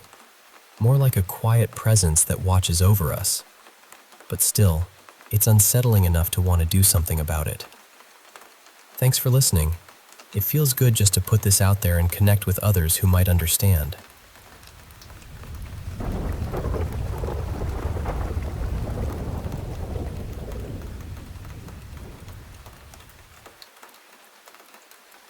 Hey, I want to share with you some of the most intense sleep paralysis experiences I've ever had. When I say some were scary, I mean absolutely horrifying. The kind that kept me awake for nights on end, heart pounding, mind racing. 2 moments in particular haunt me to this day, and I think about them often. If you're ready, I'll take you through both, exactly as I remember them. The first one happened about 9 years ago, back when I was a senior in high school. I was living with my sister, who worked as a corrections officer. I'd often watch my nephew while she pulled those long overnight shifts. One night, I decided to sleep in her room because she had a comfier bed, and honestly, the guest room bed was just not doing it for me. I wasn't sleeping well at all. So, there I was, lying down in this dark room. It was pitch black. You know that kind of darkness that feels like it's swallowing everything whole?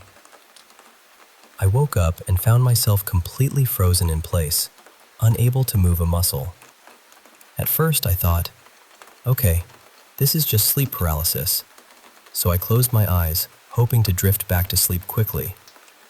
But then, out of nowhere, I heard it.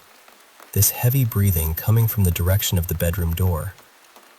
At first, I convinced myself it might be my sister getting home early, so I tried to pretend I was asleep, thinking maybe she'd just take the guest bed instead of waking me up. But the breathing, it wasn't stationary. It started moving around the bed, pacing back and forth. Every so often, I could hear the floor creaking beneath whoever or whatever was there. It was slow but deliberate, heavy footsteps. The breath grew deeper and heavier, like a large man standing just out of sight. I was paralyzed, trapped in my own body, and my mind was racing. My nephew was just down the hall. Was he okay? Was something going to happen to me? To him? The fear was suffocating. I could feel my body heating up, sweat breaking out all over me, my heart hammering in my chest. The breathing quickened, circling faster and faster around the bed, and then, this chilling sensation, like large hands wrapping around my neck. I wasn't being choked, not exactly, but it was as if someone was demonstrating they could strangle me if they wanted to. The pressure, the presence, it was overwhelming. Time stretched out, each second heavier than the last. Then, suddenly, my body was jerked violently from one side of the bed to the other. I snapped awake, gasping for air, drenched in sweat. I sat up immediately and bolted down the hall to check on my nephew. He was sound asleep, completely unaware. After that night, I never slept in my sister's room again. I was too scared.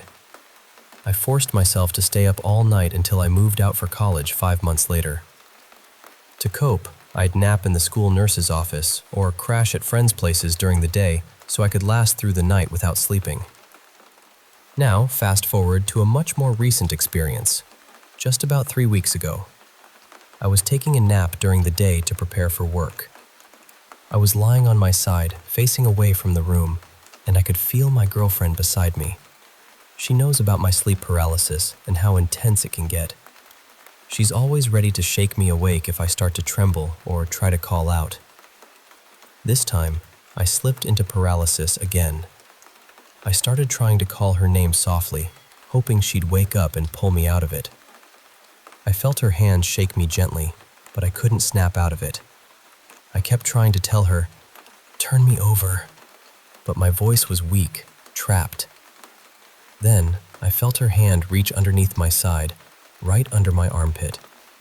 I could feel her fingers wiggling into place, and then, suddenly, she squeezed me with such force it actually hurt.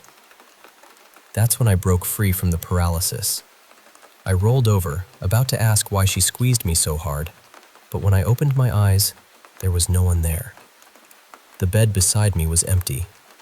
Confused and shaken, I sat up. Before I could say anything, the bedroom door opened. My girlfriend was standing there asking if I was okay.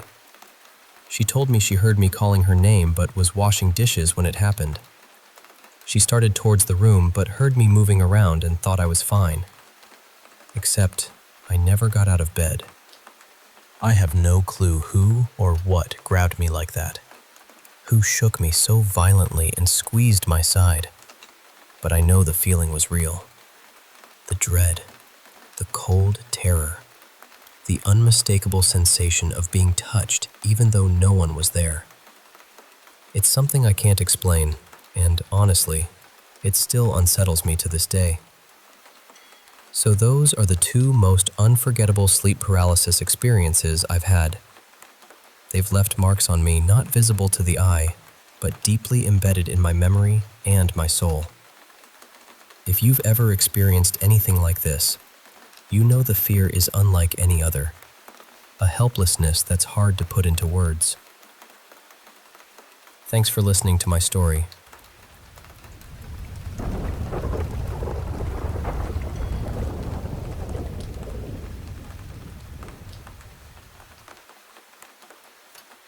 Hey, I just wanted to share something really strange that's been happening to me over the past couple of months. It all started around May. I can't remember the exact day, but it's been a while now. So picture this. I'm walking to work like I always do, and there's this little underpass I pass through every day. It's tiny, really cramped, and the weird thing is, it only has one entrance and one exit, no side doors or anything. One day, as I was walking through, I heard the familiar sound of a bicycle behind me. Out of habit, I squeezed close to the wall to let the cyclist pass. I caught a glimpse. It was a woman riding her bike. I turned my head to check for oncoming cars, and then the bicycle noise just vanished. The woman? Gone. And remember, there's nowhere else she could have gone. No other exit. Just gone in a blink. And with her bike, too. I stood there, frozen for a moment, trying to make sense of what I'd just seen. From that moment on, I started feeling like someone was following me everywhere. And not just a vague feeling, like a deep, creeping sensation that I'd never experienced before. Especially when I'm alone, like when I'm taking a shower or trying to fall asleep. The darkness and solitude make it worse, like I can almost sense someone standing just behind me. Then, the dreams started. And not the usual kind of dreams. Some people might say it's sleep paralysis, but honestly, it felt different. In these dreams, I'd hear a soft female voice whispering right into my right ear. And no matter how hard I tried, I couldn't open my right eye. It was like it was glued shut. The scariest part? I felt a weight on my chest, like there was someone sitting on me, pressing down. It was suffocating and terrifying. Just a few nights ago, maybe 4 or 5 days ago, I was lying in bed watching videos. It was around 1 a.m. and I was about to fall asleep. I got up to get a glass of water, and that's when I saw it. A shadowy figure in the darkness. It only lasted a few seconds, but it was unmistakable. I froze, heart pounding in my chest. I hurried back to bed, curling up on my left side, trying to process what I'd just seen.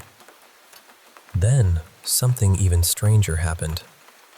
Weird lights started flickering on the wall behind me. This wasn't like any normal light, like a street lamp or a car passing by. It was sudden and eerie, flashing in a way that didn't make sense. The room was pitch dark. All the doors and windows were closed tight. Yet these strange lights appeared out of nowhere, right after I'd seen that shadow. Since then, I've been hearing voices. Not loud, just soft whispers or calls. Sometimes they sound like family members or friends calling my name, but when I ask them, they swear they never called me. I know people say this happens to everyone sometimes, but ever since that woman vanished, the calls have become almost daily. It's like someone, or something, is trying to reach me. And last night, that was the scariest. I was playing Minecraft on my computer. It must have been 3 or 4 a.m., I'm not sure exactly. I had the lights off because the house was quiet and everyone was asleep. Suddenly, I felt something touching me. Not in a creepy way, but like gentle touches on my shirt and pants, like someone was moving the fabric that wasn't directly against my skin. It's hard to explain, but it felt so real I almost panicked. I grabbed my phone, flicked on the flashlight, shut down my PC, and ran straight to bed, terrified. I don't know if this thing is trying to communicate with me or if I'm just losing my mind, but I swear it's real. And every night I'm left wondering, what does it want from me?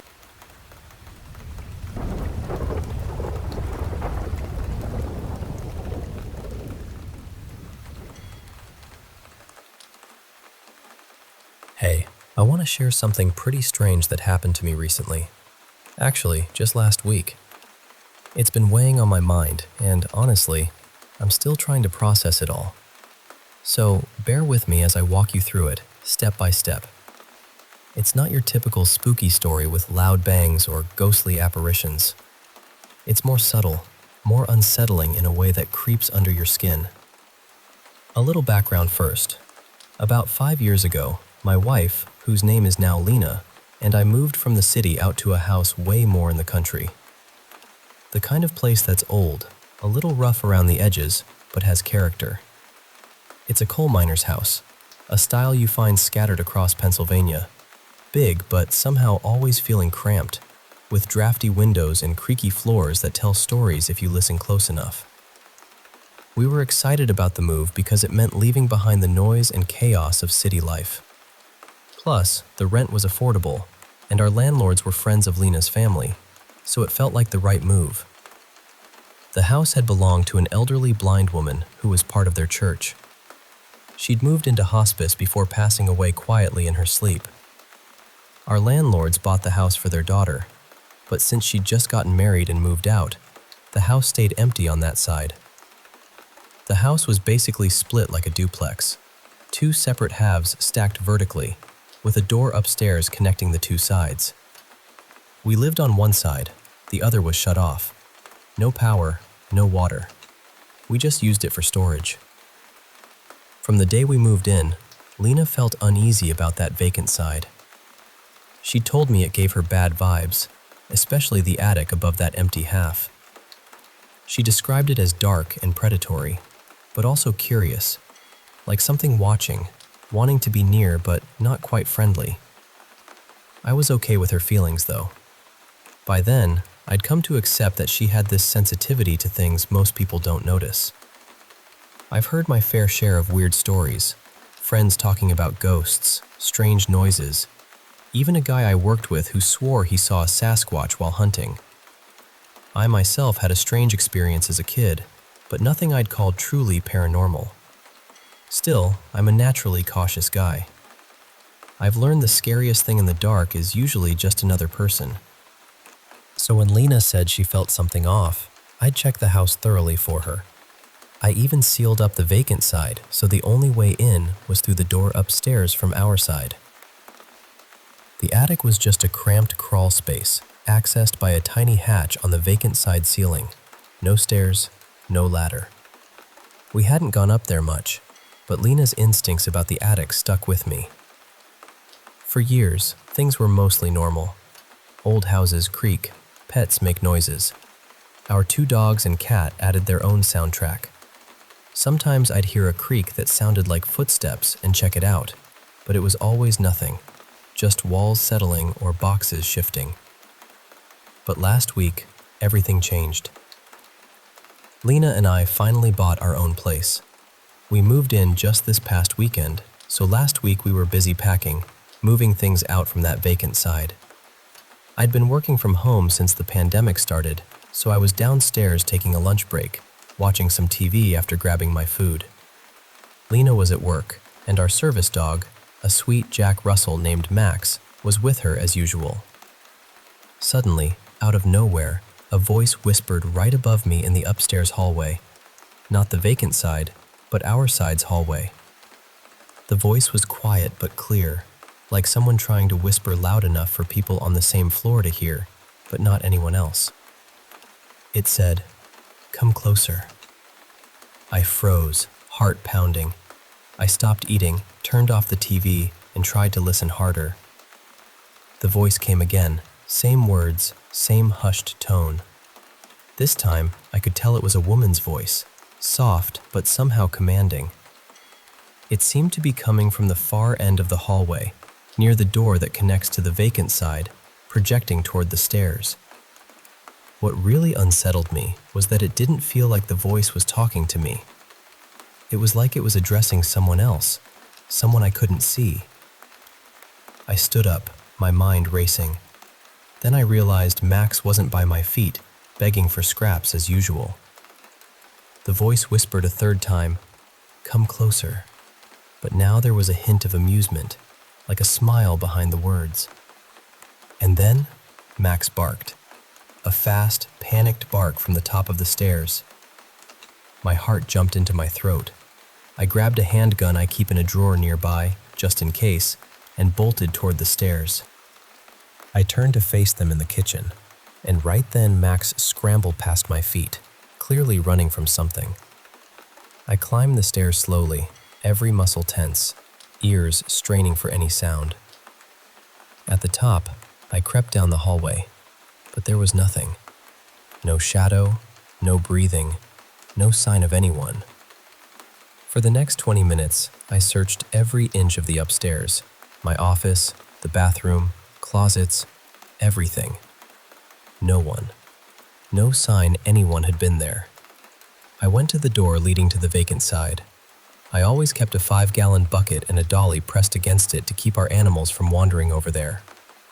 The door was old and swollen, sometimes popping open in extreme temperatures, but the bucket and dolly were exactly where I left them. I checked all the windows and doors on that side, locked tight, nothing out of place. I was shaken, honestly panicked. This wasn't some hallucination. I'd heard the voice, and Max had heard it too. I texted Lena, who called me as soon as she could. Talking to her helped calm me down a bit. She reminded me of the bad feelings she'd had about the vacant side, and I had to agree. This happened on a Thursday, and we moved out on Friday as planned. But for the rest of the day, I felt like someone was standing right behind me, watching me. You know that feeling when you sense eyes on your back, but when you turn around, there's nothing? That's exactly what it was. A heavy, oppressive presence pressing close, yet invisible. Now, we're settled in our new home. We still have some things to move over, but there's this intense anxiety hanging over me whenever I think about going back alone. So, we decided to wait until Saturday when we can both go together and finish cleaning out the old place. I think once everything's out and that chapter is closed, I'll finally feel at peace again. But wow, I never imagined something like this could feel so real, so heavy. It's probably silly, but I can't shake the feeling that whatever it was is still there, stuck in that old house, content or maybe unable to leave. What unsettled me most was that it didn't feel human, not like a ghost or spirit of a person who once lived there. There was nothing familiar or comforting about it. It was something else entirely, something hungry, curious, and waiting. And that day, when I couldn't shake the feeling of it right behind me, like a weight of anxiety pressing down, it was terrifying. Like it wanted to come closer but was holding back, watching me, testing the waters. I'm still trying to make sense of it all, but I wanted to share this with you because sometimes the quietest moments are the ones that haunt us the most.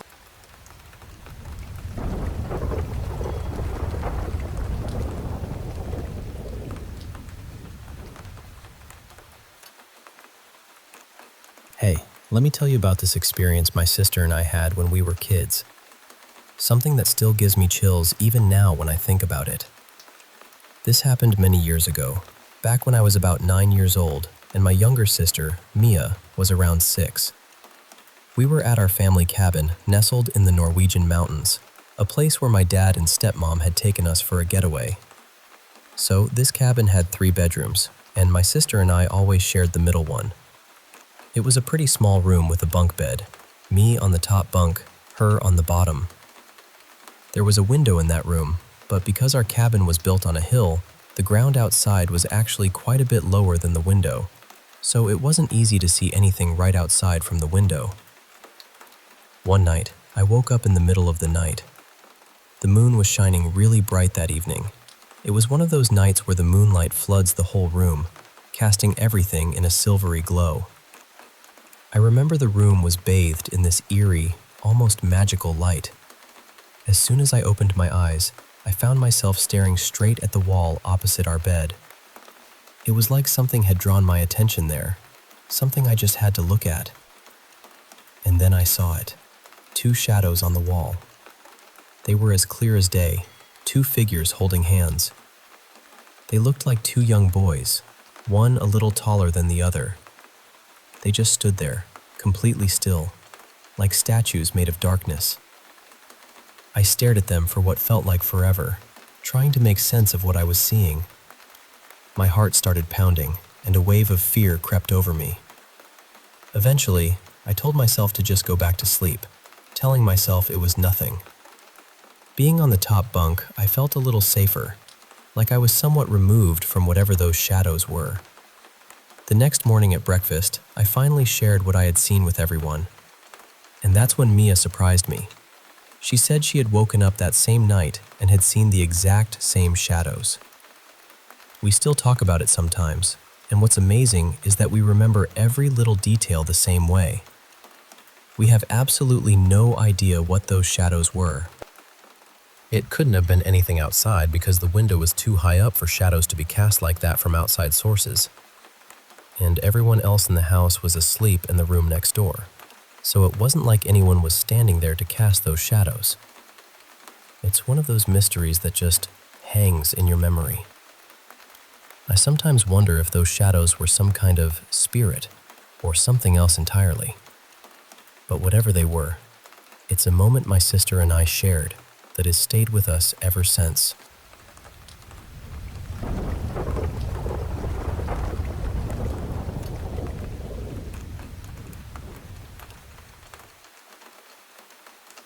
Hey, I want to share with you a couple of personal experiences that have always stuck with me. Moments that really blurred the line between reality and something else. They're a bit unsettling, but I hope by telling you, I can make sense of them myself, and maybe you'll find them as fascinating as I do. So, let's start with the first story. When I was about 8 years old, yeah, quite a while ago, I'm 49 now, I had this really eerie experience at home. It was just before bedtime. I had gone upstairs to the bathroom, the usual routine. While I was there, taking a leak, my mom went into the bedroom to make my bed. Now, the thing is, she walked right past the bathroom door and said, "Good night." I remember because she then went downstairs and closed the door behind her. That door had this special wooden effect sticky paper on it. My granddad put it up to make it look nicer, and at the bottom, it scraped against the carpet when opened or closed. So I knew for sure the door was shut because I could hear that distinct scraping noise. Anyway, I finished in the bathroom and stepped out, and to my surprise, I saw my mom still making the bed. But something was off. The sheet flicked over, and she stayed completely still, hunched over the bed. Then, very slowly, her head turned from looking down at the bed to looking left, right at me. It was so deliberate and slow that I just knew this wasn't my mother standing there. I started shouting for her. My voice was trembling, and I began moving slowly downstairs, eyes locked on this figure. Somewhere from downstairs, I heard her shout back, something like, "What is it? What do you want? What's the matter?" I couldn't make out the exact words, but the voice was definitely coming from downstairs, and that's all that mattered. This went on forever, or at least it felt like it did. I kept shouting, but my mom wouldn't come up the stairs unless I looked away from this figure. My fear grew so much that I finally couldn't stand it anymore and looked away. At that exact moment, my mom opened the bathroom door. I looked back toward the spot where the figure had been, trying to explain to her what was wrong, but there was nothing there. The room was empty. Looking back now, I tell myself that maybe I was just a tired kid who didn't see my mom often, and my mind played tricks on me, replaying memories or blending dreams with reality. But at the time, it felt so real, like something was wrong, like something was trying to tell me something. Now, fast forward to when I was about 24, living with my then girlfriend. We had this small 2-bedroom flat, sharing it with her female friend. Our bedroom was the only room with a bathroom attached, and the other room was a combined lounge and kitchen. If our bedroom door was open, you could see straight into that lounge. One night, I was asleep but had this strange dream that woke me up. I sat up in bed and looked toward the open door at the foot of the bed. At first, it wasn't particularly spooky, but the room beyond the door wasn't our lounge. It looked like it belonged to another era, maybe 200 years ago. The furniture was old-fashioned, and the lighting dim and flickering, like candlelight. I rubbed my eyes, thinking maybe I was still dreaming or hallucinating. When I looked again, the room had changed. It was darker, and the style seemed to have shifted forward about a century, with different furniture and a different arrangement. I kept blinking, trying to make sense of it, and after rubbing my eyes once more and sitting upright to fully wake up, all I could see was the familiar, dark, closed door we always had. I lay back down, trying to shake off the weirdness and deciding whether to get up for a drink or to use the bathroom when, suddenly, something fell onto my left foot. Our double bed was against the wall, with my girlfriend sleeping on the left side and me on the right. She loved pillows, lots of them, so I figured one must have slipped and landed on my foot. But the pressure on my foot didn't go away. It stayed constant. Then, I felt a force gently push my left foot from its natural upright position. Imagine a clock face. My foot was at 12 o'clock, and this force slowly pushed it down to 9 o'clock, flat against the bed. I knew I couldn't have moved it like that myself. It would have hurt too much, but this invisible force just kept pushing, and my foot stayed there. I didn't feel pain, just this strange, icy cold sensation creeping slowly up my left leg, all the way to halfway up my thigh, where it stopped. I looked toward the end of the bed and saw a shadow hunched over my feet. It moved slowly to the right side of the bed, pacing alongside me. The shadow was translucent, like a moving static noise, flickering and wavering. I reached out my left hand to grab my girlfriend's hand because I couldn't speak. I squeezed it, but she pulled away. I squeezed harder, even though it hurt her, and she sat up suddenly, turning to the right and shouting, "What?" At that moment, the shadow was level with my head, passing into the wall where the headboard was. Finally, I was able to sit bolt upright, and that's when she realized something was seriously wrong. She hugged me, maybe more for her own reassurance than mine, but quickly pulled away because I was ice cold, like I'd been frozen. After that, we swapped rooms with her flatmate, who wasn't bothered by things like that. But my girlfriend and I both felt strange sensations on several occasions, like rubbing on our lower backs, as if something was trying to get our attention. Her mother and some friends came over a few days later, and as soon as they walked in, they felt a thick, heavy atmosphere that made them uncomfortable. Looking back, I wonder if it was just a lucid dream, or maybe her flatmate had come into the bedroom to use the bathroom while I was half asleep, and the experiences overlapped somehow. But the cold, the shadow, the sensations, they all felt too real to just be a dream. So those are two stories from different times in my life, both filled with that eerie feeling that something unseen was there, watching, trying to communicate, or maybe just existing alongside us. I don't have all the answers, but sharing these has helped me feel less alone with these memories. Maybe you've had something like this happen to you, or maybe it's just a glimpse into the mysteries we can't quite explain.